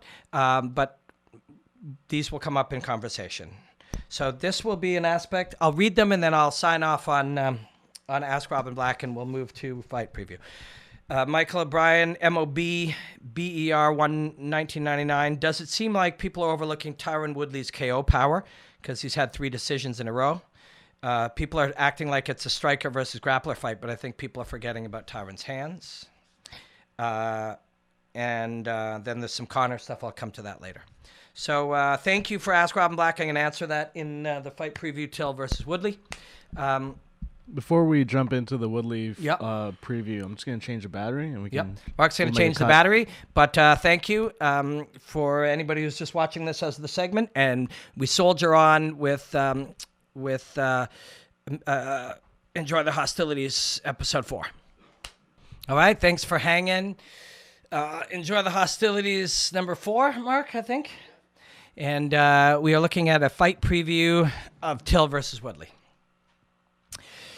If you hang with me, you know that my fight previews are often gathering abstract concepts.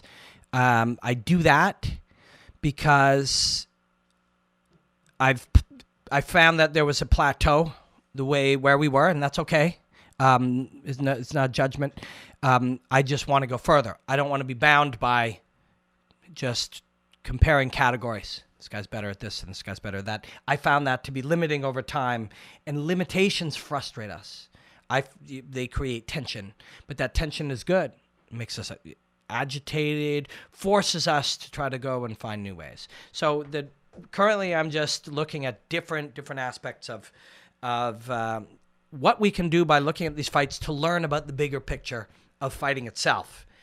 And I appreciate everybody that comes along with me on this journey of discovery, because I'm hoping and believing that on the other side of it, we will have new perspectives that will allow us to look at these fights in different ways.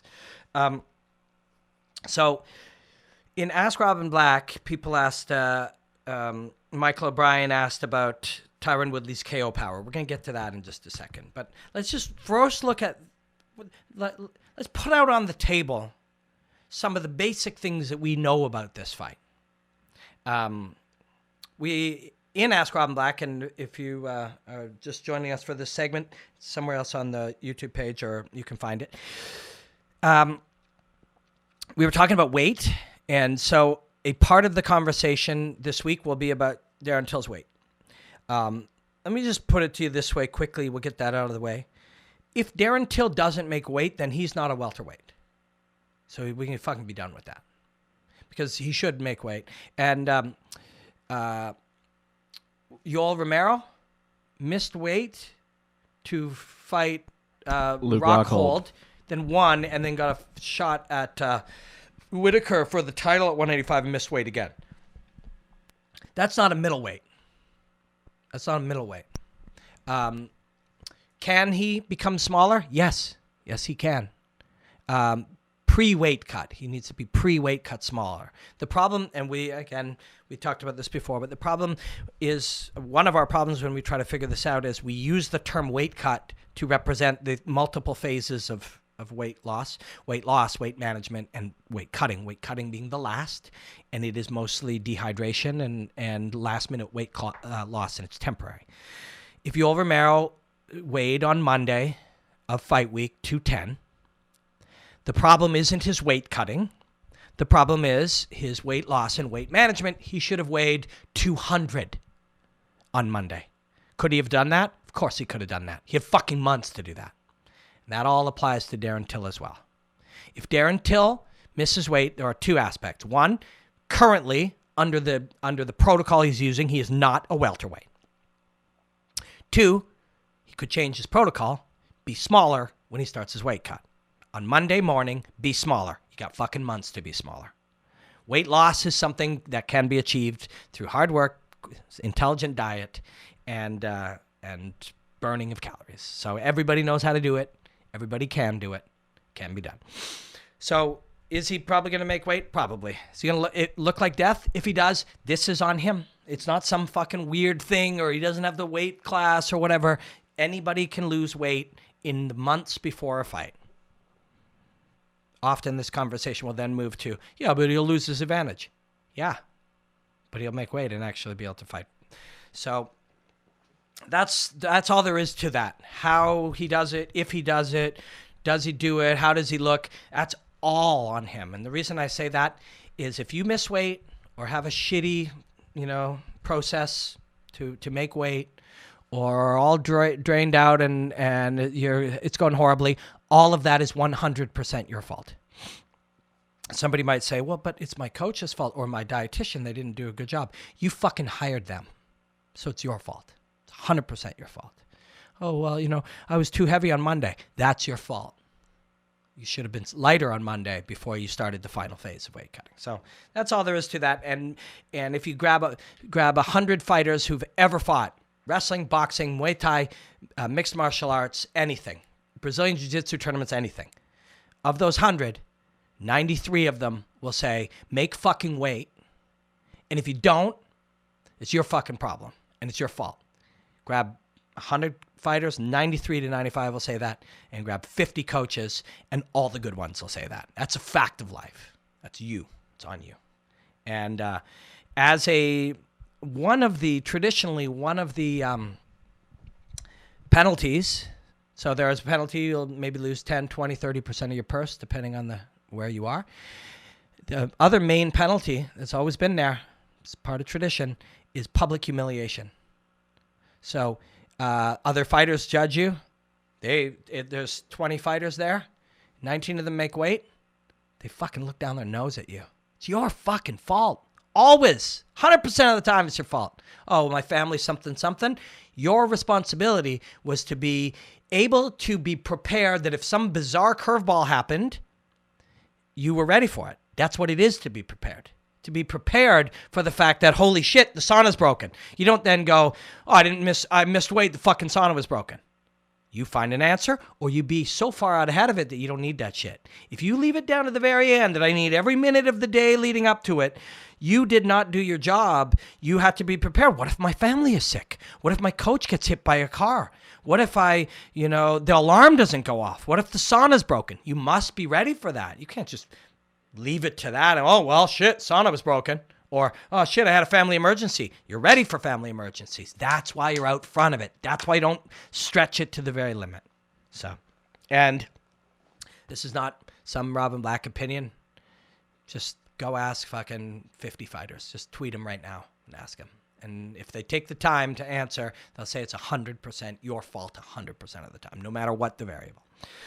So that's out of the way. And, but that aside, what are some of the things that we know, and what are some of the things that we can see in front of us? Some of which we will be correct on, and some of which we will not.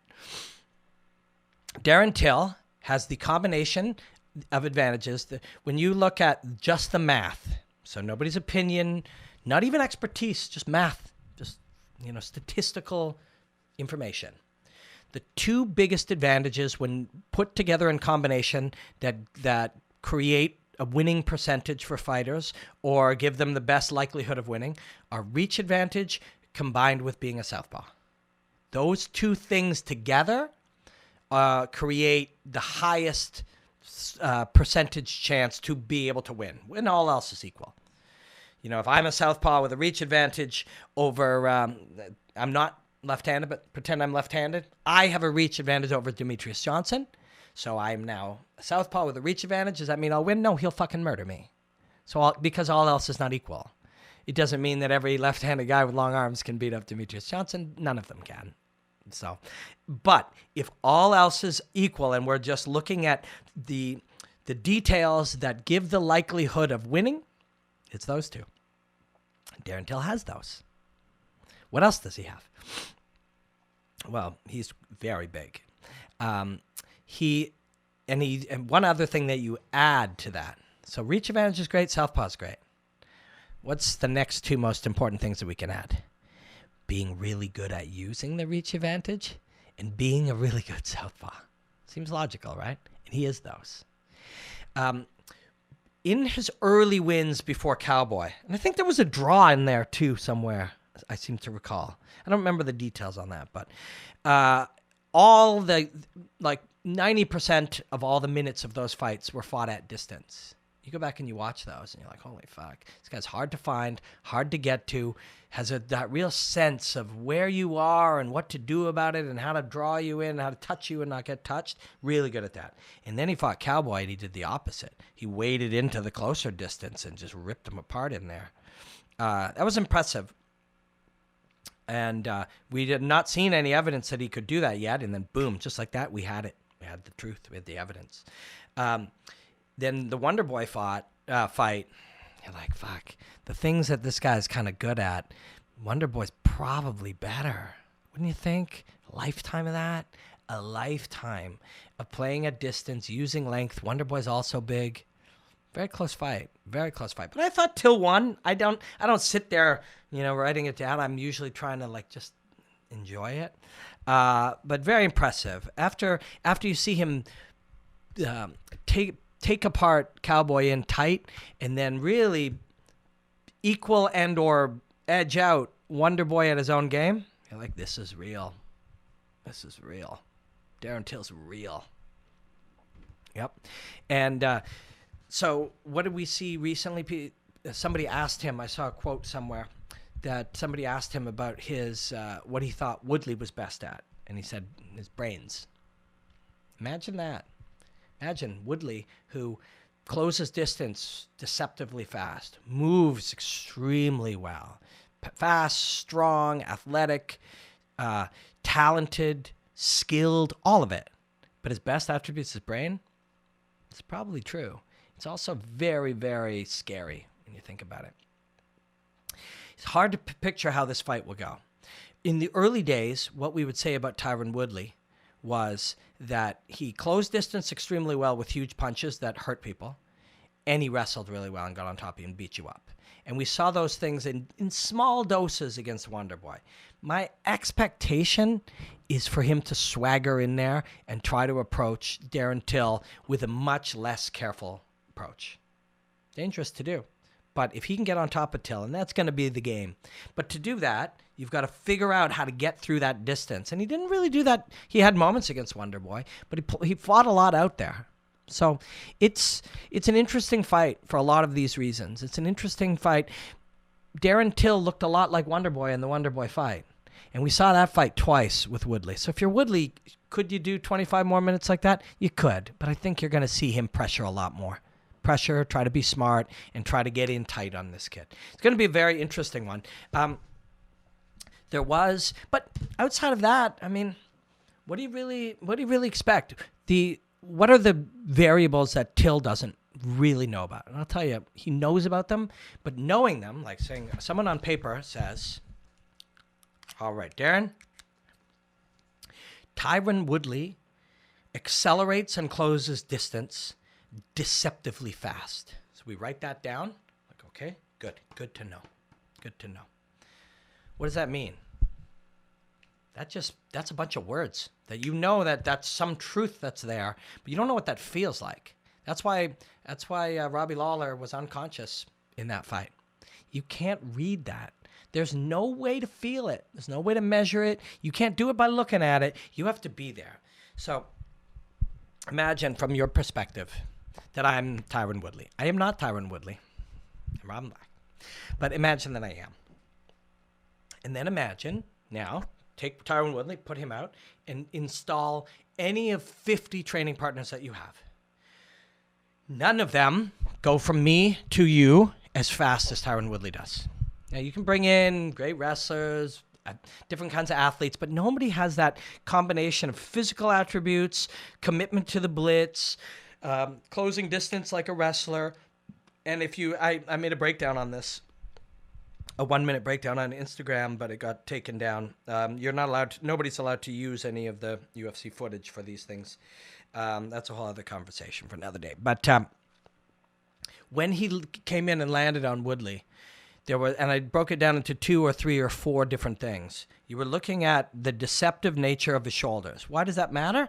Well, this means this. This means, see how as I move my shoulders, you can see it be part of a punch. This is an obvious one. This shoulder, you're watching my shoulders. The shoulder moves forward. You can see that. This shoulder moves like that. You're watching my shoulder. Now, as Woodley is dropping the levels on his shoulders, these are shoulder feints. So you're watching, and you can see it. You can literally see it. I wish I could still use that breakdown. These are beautiful moments, and there really are interesting things. When you slow it down, you see Robbie Lawler's brain trying to read it. And in fact, you see his hands actually kind of reaching out at these things. So there's these different things. Then his hips and his body is moving in different ways while he's using different steps. So your brain is trying to, so you're looking at center mass. That's where the fighters look. Sometimes you'll look at the neck. Sometimes you'll look at the sternum. Sometimes you blur your vision and take in the whole sight, especially early in a fight. So I'm Robbie Lawler. My brain is seeing these shoulders moving in different ways. Usually it'll read it as different physical threats. Different feints don't have to be like this. Sometimes feints are just this. So that's happening. My hips, I'm moving up and down, slightly changing my level. So now my brain has to be like, which, if any of these punches are happening, is this man going to try to take me down? Because he's going up and down. So my brain, after millions of rounds, or tens of thousands or I don't know how many thousands of rounds of fighting he's been in with sparring, training, all this thousands and thousands and thousands and thousands of rounds. Your brain has been trained this way. So it's seeing the threats of the shoulders, it's seeing the threats of the up and down, and all of that is camouflaging the footwork. So he literally, and it's all happening faster than anybody that you've ever had to do any of this with. And when you watch that fight, so maybe the way to do it, my breakdown is gone, but maybe the way to do it is go find it on Fight Pass and just watch the whole thing slowly. And first, watch Tyron Woodley's up and down. Then watch which way the hips go. Then watch which way the shoulders go. And then watch the feet. And then watch where the hands are. And then, after you've done all that and been like, holy fuck, all those things are things that my brain is trying to read, then watch Robbie Lawler. And what you'll see is as he's retreating, focused, highly focused, trained, very fast, you see him actually responding to some of those threats carefully. And then it all happens so fast and that hand is on him. It's not just a big, fast punch. It's an incredibly fast punch while closing the distance with deceptive footwork, while making the brain overloaded with all of the possibilities of what's coming. It's fucking incredible. You have to be in there to experience that. You have to experience it. You have to, I mean, even Stephen Thompson, after experiencing it many times, Woodley was still able to get to him at different points, still able to, and now, if I get you doing all that and I don't land, now your brain is trying to deal with that, you got to worry about my takedown. And it's really, that combination has always been a part of it. Used to be, I'll throw the right hand. If you react, I'll take you down. I'll fake the takedown. If you react, I throw the right hand. Principle's still there, but we're adding dozens and dozens of other threats at the same time. That's what Woodley is doing. And he's doing it with incredible athletic platform. And so, also goes to show, like, just the preparation that he took and, like, the expertise. For sure. For one, going to Duke. Second, bring in training partners like Sage and Raymond Daniels and things like that. To read that, because he's trying, you have to read that in him, and you have to do it quick because there's not footage of all that. He's now reading all the footage of Wonder Boy, and he's doing the same thing with Till. And so I put that breakdown up, and Duke Rufus shared it right away. And I showed all the little micro feints, and Duke Rufus shared it immediately. And he talked to me about it when I saw him. Where were we? Where was the last place I was? Giuseppe was there. It was in Canada. It was Calgary. Calgary. Yeah. Yeah. So I talked to Duke a lot about it. It's like, fuck, man, I don't know how you see that, that's a huge compliment. But it's all there. Brain's trying to figure all that stuff out. Can't prepare for that. So if I'm Darren Till, I'm either trying to just land my left on a weird trajectory as that's coming in, because if you shell, and so Lawler was trying to deal with it, trying to read it, and boom. Your answers are just get the fuck out of there. And even that's hard because the ability to close distance is happening so quickly that you might not get away, or you try to interrupt them doing it and you actually move into it. It's dangerous, but maybe you do it. If that happens, one of them maybe goes to sleep in that first half a round. If it's Woodley, it's hard to imagine that happening, but it can happen. Then we're like, oh my God, Till's one of the greatest ever. But really, it was the creation of that moment. Till is fucking great. And if it's Till, it was the decision to try to navigate the threat by attacking it back, just resulted in that. So we got 25 minutes, or we got the first 7.5 minutes before they understand each other. If after those 7.5 minutes they understand each other, it may look a lot more like those Wonder Boy fights for both of them.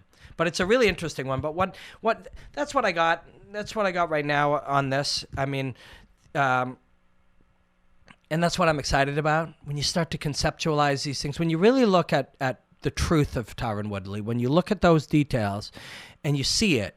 And, then his coach is like, yes, that is what we did. And then he shares some more information with you where you're like, holy fuck, this is some complex shit combined with his elite athletic platform and his smarts and his hard work. You see how good he is. And I already talked about how special Till is at the top. So we've got a brilliant fight here, and a very, very wild kind of blend of who they are and what they are.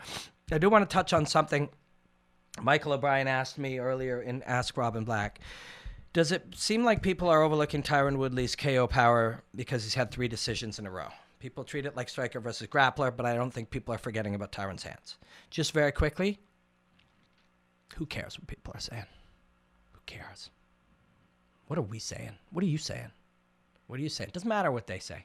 Doesn't matter what they think. Doesn't matter what the global conversation is. Doesn't matter what the narrative is, That's irrelevant. Doesn't matter. You can't shape them. You can't change.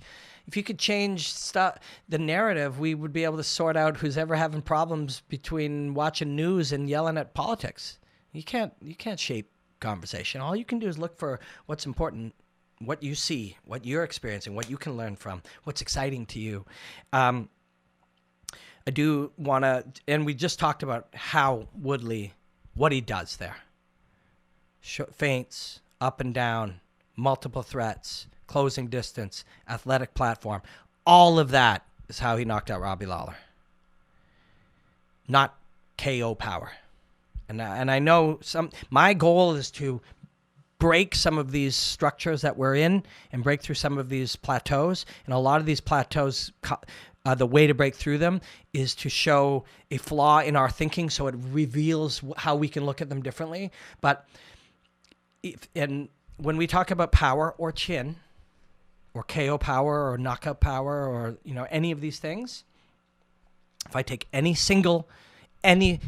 just name me at random some fighter average 20, 30th ranked welterweight.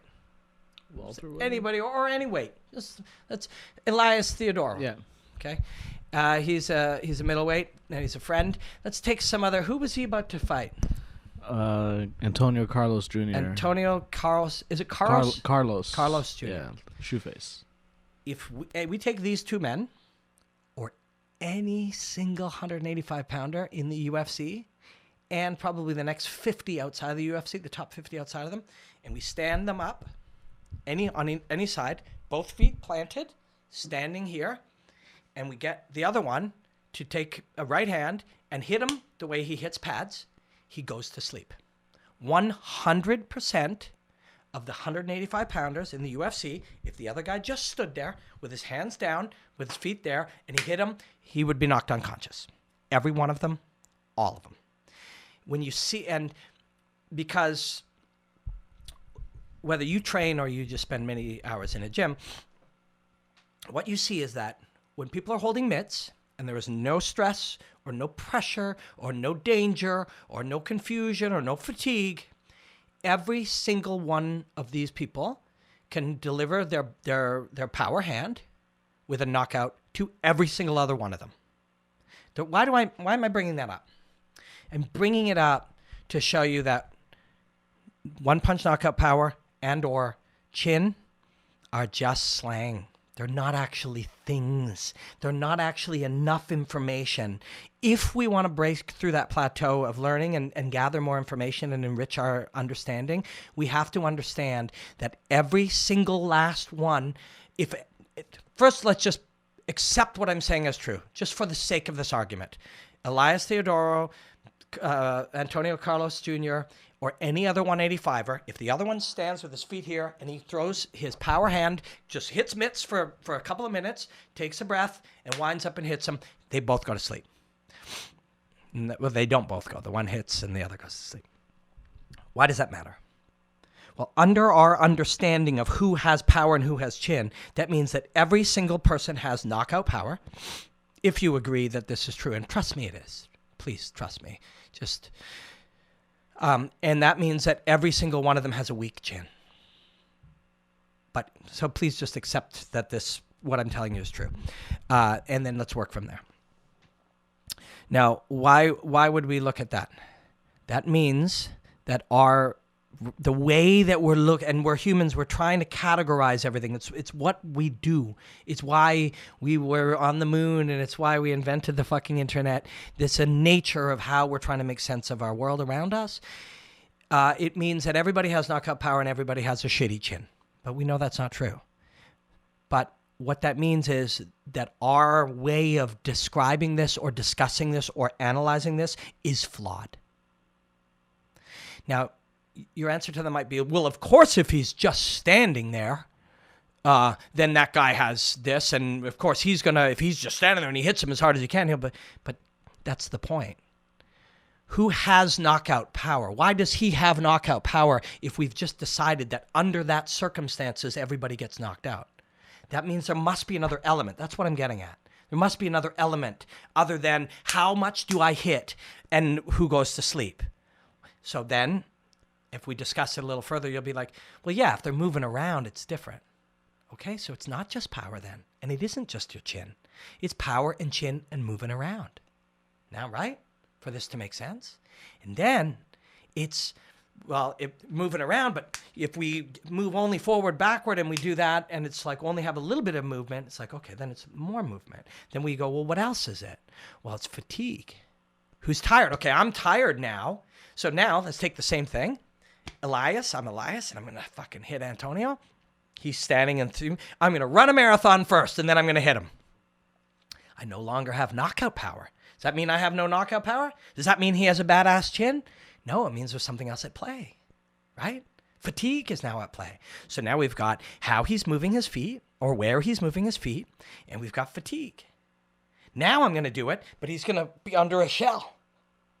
Oh, well, that mattered. I didn't knock him out now. So now it's how he's moving his feet, how he's got his defensive systems up, how fatigued I am. And then later, I'm fatigued, and I hit him once, and he doesn't go, but I hit him 4 more times, and then he goes. Oh, it's how many times I hit him. So as we do this, as we use these tools, we look and we go, wait a second, there's no such thing as knockout power or chin on their own.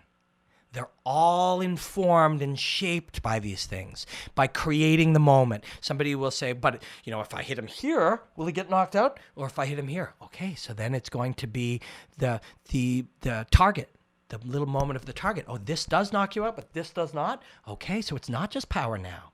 It's not just power. It's moving your feet and defensive systems and fatigue and where the shot lands on the shape of your head. Oh, and if it lands this way and my chin shakes, so it's also where my head is in space. As you put all these things together, you go, wait a second. Tyron Woodley doesn't have KO power. Everybody has KO power. So what is it he's doing? And that's where we get to that point. It's like, big power. No, it was the setup. It was the acceleration. It was the hide. It was getting the reaction. It was where he landed it. It's many things. And that's true of all of these things. That's true of all of them. How's his chin?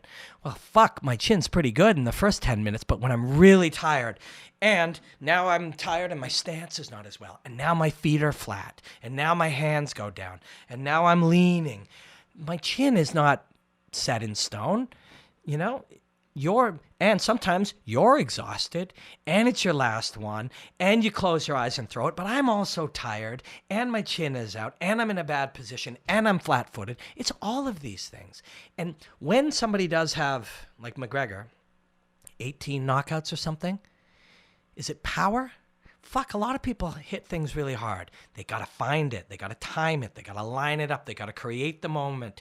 They got to be relaxed enough to do it. All of those. So all of this is always at play in every one of these moments. Yeah, and I think the best example, especially when you mention relax, is Mark Hunt. He's in a division where everyone technically has knockout power and no one has a chin apparently. Yeah. But he's so relaxed, he's so calm, and he's such a veteran of striking that he's able to get these walk-away KOs easily for him. He's relaxed when he throws the fastball. He's also relaxed when he takes the shot. Nate Diaz I remember he got knocked out by Josh Thompson with a head kick. Yep. He still wasn't out. Remember? They threw in the towel because he was like Nick his brother was like, I don't need my brother to take any more damage today. I don't think he's going to win this. Let's get him out of here. And smart. And good for him. That's good. But he's so fucking relaxed when he's in there, man. He's so relaxed. Does he have a crazy chin? Probably, right? Like that whatever aspects of that are connected to toughness and the shape of your body and stuff, but he's also just really relaxed. And so this is just something to think about today. And I'm trying to find better ways to break these plateaus. Often I'm tense. I feel the tension and the stress of them. I find a plateau. I get there and I'm like, this can't be okay. Like last week or a few weeks ago, I was talking about McGregor and Khabib. And I'm like, we can't be having the same conversations 20 years ago. I'm not trying to be a dick. That's my real tension. That's my real stress.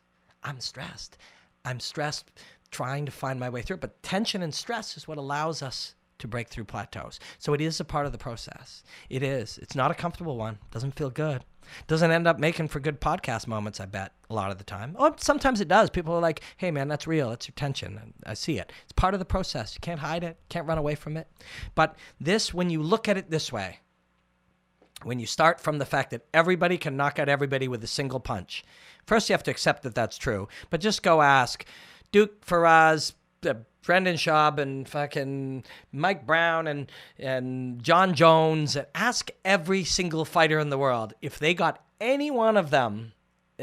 If Cowboy lined up Mike Perry and had his feet together, standing there, if he could knock him out with one punch, the answer is every single UFC fighter could knock out every other one of a similar weight class with a single punch. Once we start there, it changes the way that we look at these things.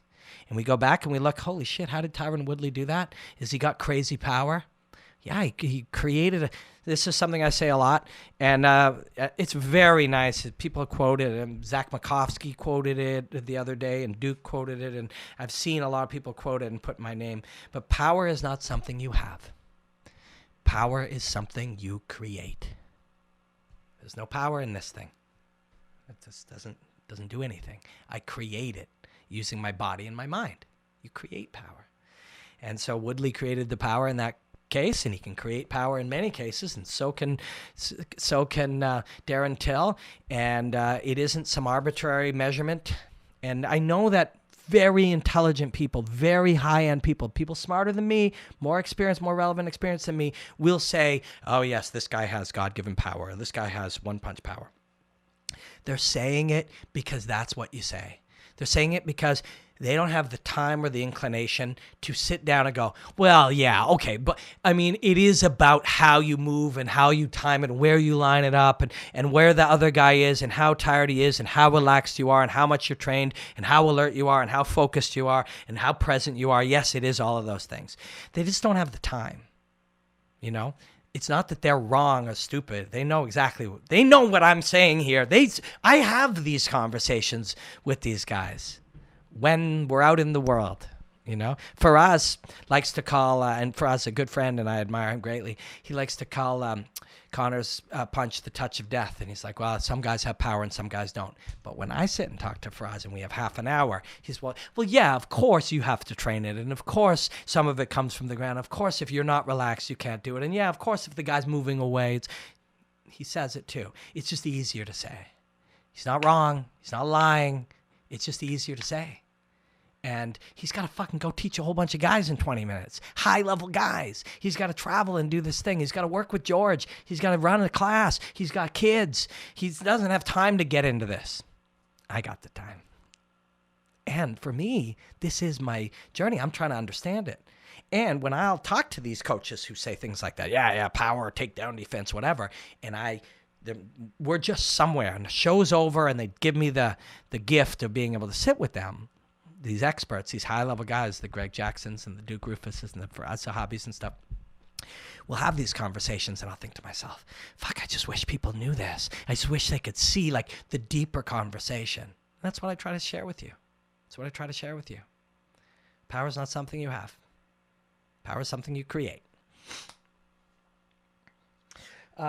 All right, one more segment today. I think we've been at it for quite a long time.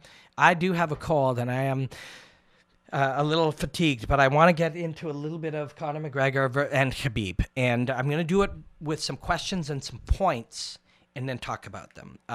I have footage, a good hour of footage, and I think the next podcast you won't see this if you're listening to this, but to my left, we're going to put a television here, and I'm going to use my computer to project things up on this television. And I have footage that will allow us to look at McGregor versus Khabib in a different way. And I don't want to give it all away. Some is Khabib footage and some is McGregor footage, yes. I'm trying to figure out, like, if I show it in this way, if that is something I can do using copyright constraints. And I've had this conversation before. Some people maybe don't know. The UFC doesn't allow people to use this.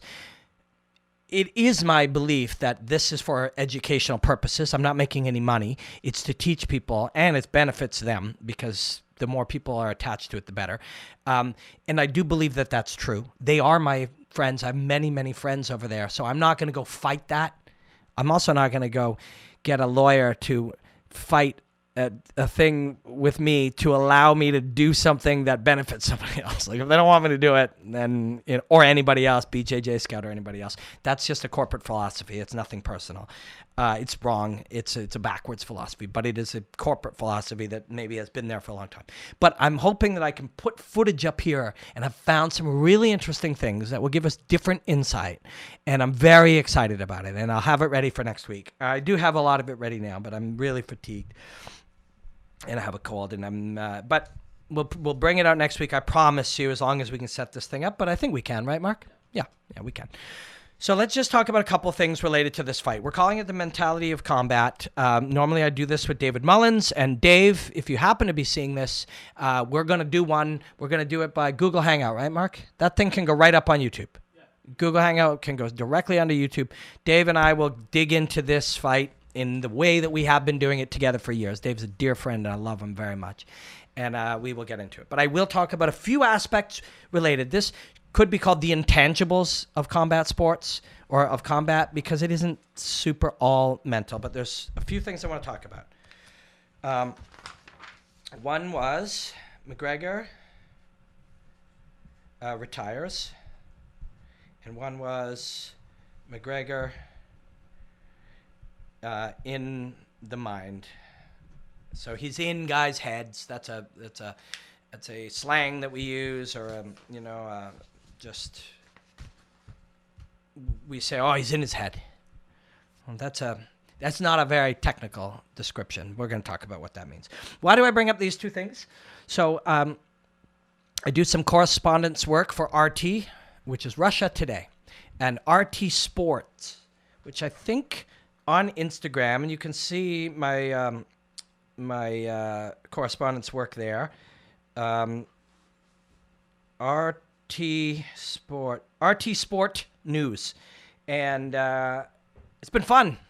Dennis, my friend Dennis, is from Russia. He just asked me questions. We chat over the internet, and it's really cool to do correspondence work, analyzing UFC and stuff for.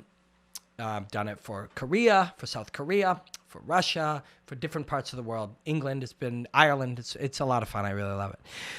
And so I had a long conversation with Dennis and RT Sport News about this fight. And we removed a few short clips to share. Now, we live in a world where short clips are easy to digest. We're looking at things while we're waiting in line to get a coffee and stuff, and it makes sense. It's just how we share ideas in the 21st century. And but people ask me, why did I say these things, or what do they mean, and the whole interview is not being seen by most people, so I thought I would explain. So there are two in particular that he put up, RT Sport News on Instagram. If you do follow them, please find that one and then message that Robin Black sent you. So I do enjoy working for them. I may do a little coverage for them from Vegas for UFC 229 as well. Dennis is a good friend. I enjoy working with him. I said, so they asked about the consequences and the outcome of a fight like this. And I talked a little bit. First I said, I believe if McGregor loses, he will retire. And then I went on to talk about how the consequences and the pressures for Khabib or Poirier or Alvarez or Aldo, why it's different than every other fight. People weren't as interested in that. They were just continually asking me, why on earth would you... Conor's not going to retire. That's crazy. He's got to fight Diaz. You know, he can rematch Max. There's so much money for him. The UFC won't let him retire. They're going to make a lot of this kind of response. So I thought, well, let me sort of go into detail as to why I believe this. Let me take it a step further. I believe if McGregor were to lose this fight, that he would retire. And if he wins this fight, he will retire unless Diaz wins, 3 weeks later? 3 to 4 weeks later. If Diaz wins, then he'll fight him and then retire, right? If Diaz loses or it just doesn't come together or whatever, I think this will be his last fight regardless. Excuse my sniff, I have a cold. So why do I believe that? Now, and so people's responses to me, the argument where people would say, like, that doesn't make any sense, I'll give you the feedbacks that they've said. One was money. There's so much money to be made. And two was, that's not who he is. You know, look at what happened after the Diaz fight. You know, he needed to come back and win it. There's two things that I will discuss with both of those before I say why I think this will be. One is money. He doesn't need any more. Not when you compare it to the other reasons why retirement could be appealing, which I'll tell you in a second. Doesn't need any more money. And then that's not who he is. He is not anything or anyone. He is ever changing. You don't know what Conor McGregor thinks or does or what he's about. You have no idea. None of us do. Your answer would be like, yeah, but look when he lost Diaz, or look what he did in this one, or he's the type of guy who, he's the type of man who ... or when he wins he ... or Conor McGregor believes ... or Conor McGregor is about ... All of that you know nothing about. Now, if you go to use, and neither do I, and neither does anyone. When I say that, you will use an example from the past, but he did this. Entirely irrelevant. Why is that irrelevant? Because this man, more than any, is constantly changing. Everything he says, don't look at what he does in little details or on camera or whatever. Look at who he appears to be. And again, appears, we only have what we have. But this is a man who is constantly about changing and improving. That isn't just being a better fighter. It's being a better human, being more self-realized, being a better complex organism, being achieving another level of enlightenment or existence. That's the only part that seems consistent.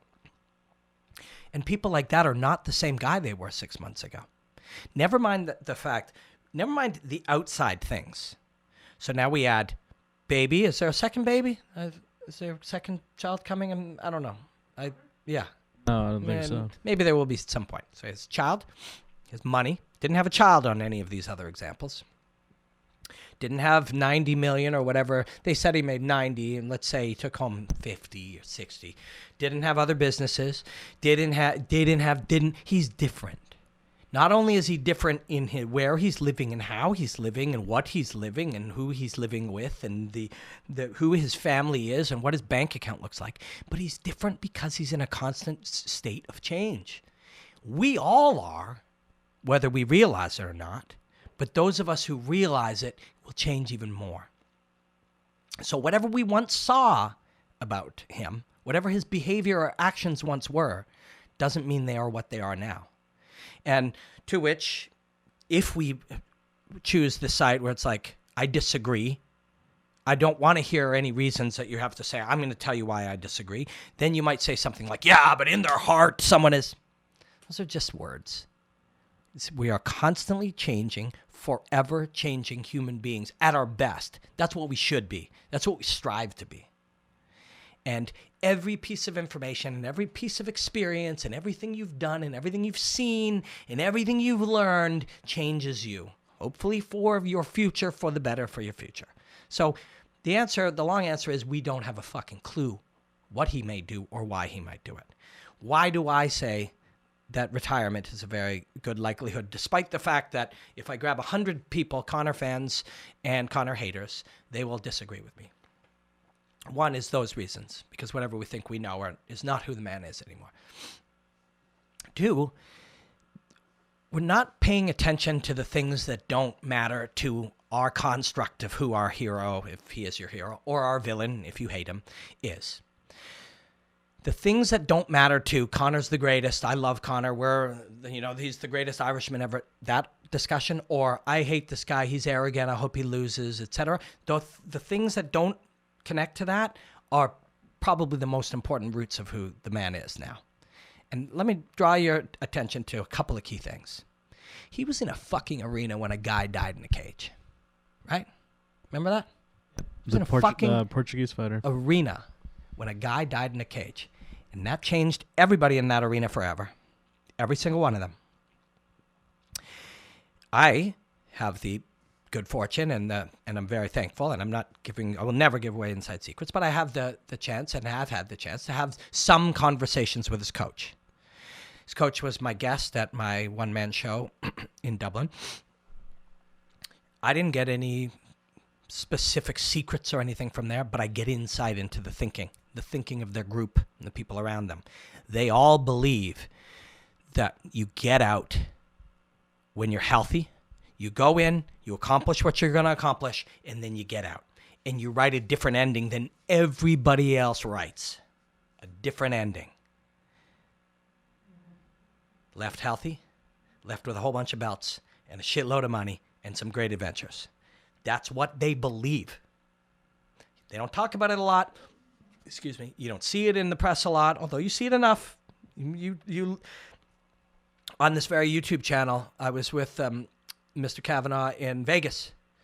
And I think it was the Vegas one, or maybe me and Mullins talked to Jon Kavanaugh on Skype, but he was talking about money fights.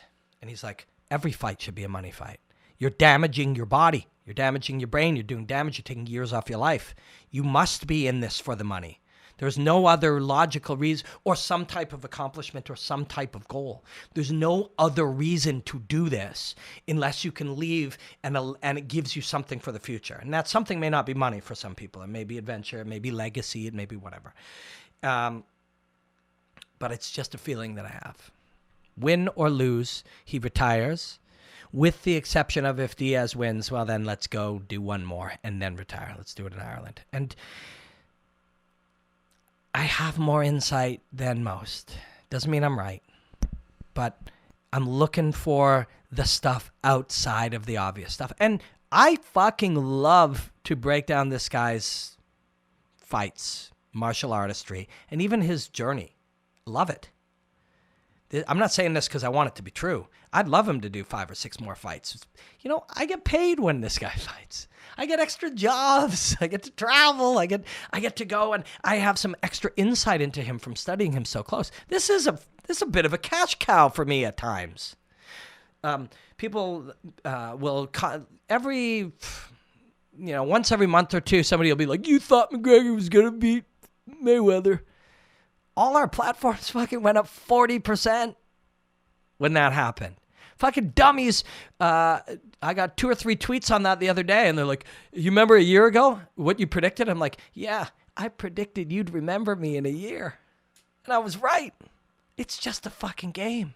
It's just a fucking game. And when this guy fights, it benefits all of us. Yeah, the UFC makes a lot of money, but so does my employers. And I get paid. And like the casinos get paid. And the other fighters get paid because the thing gets bigger. Everybody benefits. If you hate him, you benefit because you get to hate. Khabib's going to get paid. Whoever would fight him next would get paid. Everybody benefits from this guy. I'm not saying he's going to retire because I want that to be true. I want that to not be true. But you look at it with a different view. These people are more than what you see on television. They're more than what you see in the fight. They're more than what you see when somebody puts a microphone in front of their face. They're complex human beings. And the world around him, his friends, his coaches, their whole little island that they all exist in, they've always all believed you get in, you do what you're going to do, you make your mark, If you can make some money, you can get some belts, you can have some adventures, you do it, and you get the fuck out while the getting's good. That is a not super public, but somewhat public, I'm not giving away secrets, aspect of their belief system. And there's one other element that supports this. This guy at this point, it's only, and again, I shouldn't say this guy and it's only, because I don't know. Studied him a lot closer, spoke with him, been around his people a lot. I've got some extra insight, but I still don't know I don't have some secret truth. But a big part about it, and this is not what he says, but this is what you can observe if you're really studying. It's about the big adventures and the big challenges. It's about the big adventures and the big challenges. Diaz, one more time. That one would be big adventure, big challenge, and a final thing. And that one mattered to him. And these English and Irish and Scottish and that little world. The Irish are unique. I went to Ireland, man. I never seen Dublin is one of the great cities in the world.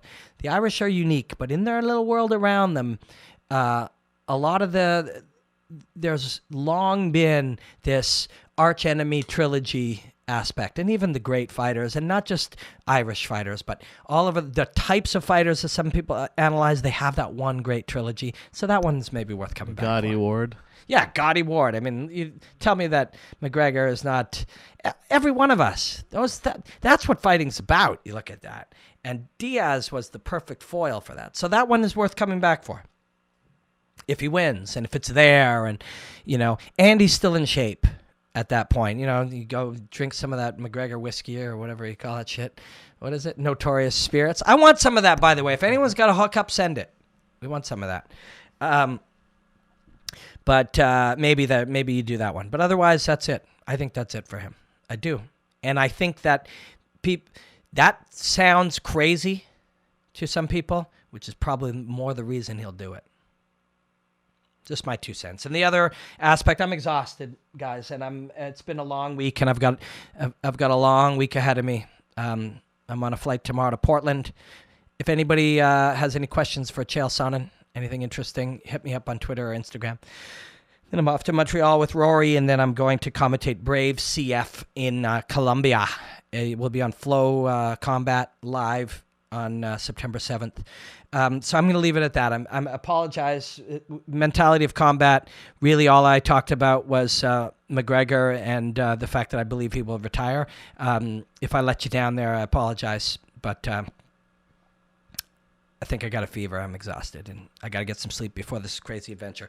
But next week, it'll be a little over a week because I will be in Colombia. But when I get back, Mark and I will record probably by that point it'll be an all McGregor Khabib episode. Yeah, we'll probably do a 228 recap if anything, and then focus on Khabib and Conor. Yeah. And I have footage that we're going to look at so we can see things in a slightly different way, and we can not only learn relevant lessons for this fight, but hopefully for fights and life going forward. And that's a big goal, but it's what I believe we can do. But other than that, I appreciate you. I guess, Mark, label this as Mentality of Combat. Will McGregor retire? Yeah. Oh, and also for next week, too, we can probably do a look at Tony Ferguson versus Anthony Pettis. Ferguson versus Pettis. I love it. All right. Thank you guys so much for hanging in with me. And we will be back. Until next time, enjoy the hostilities, my friends.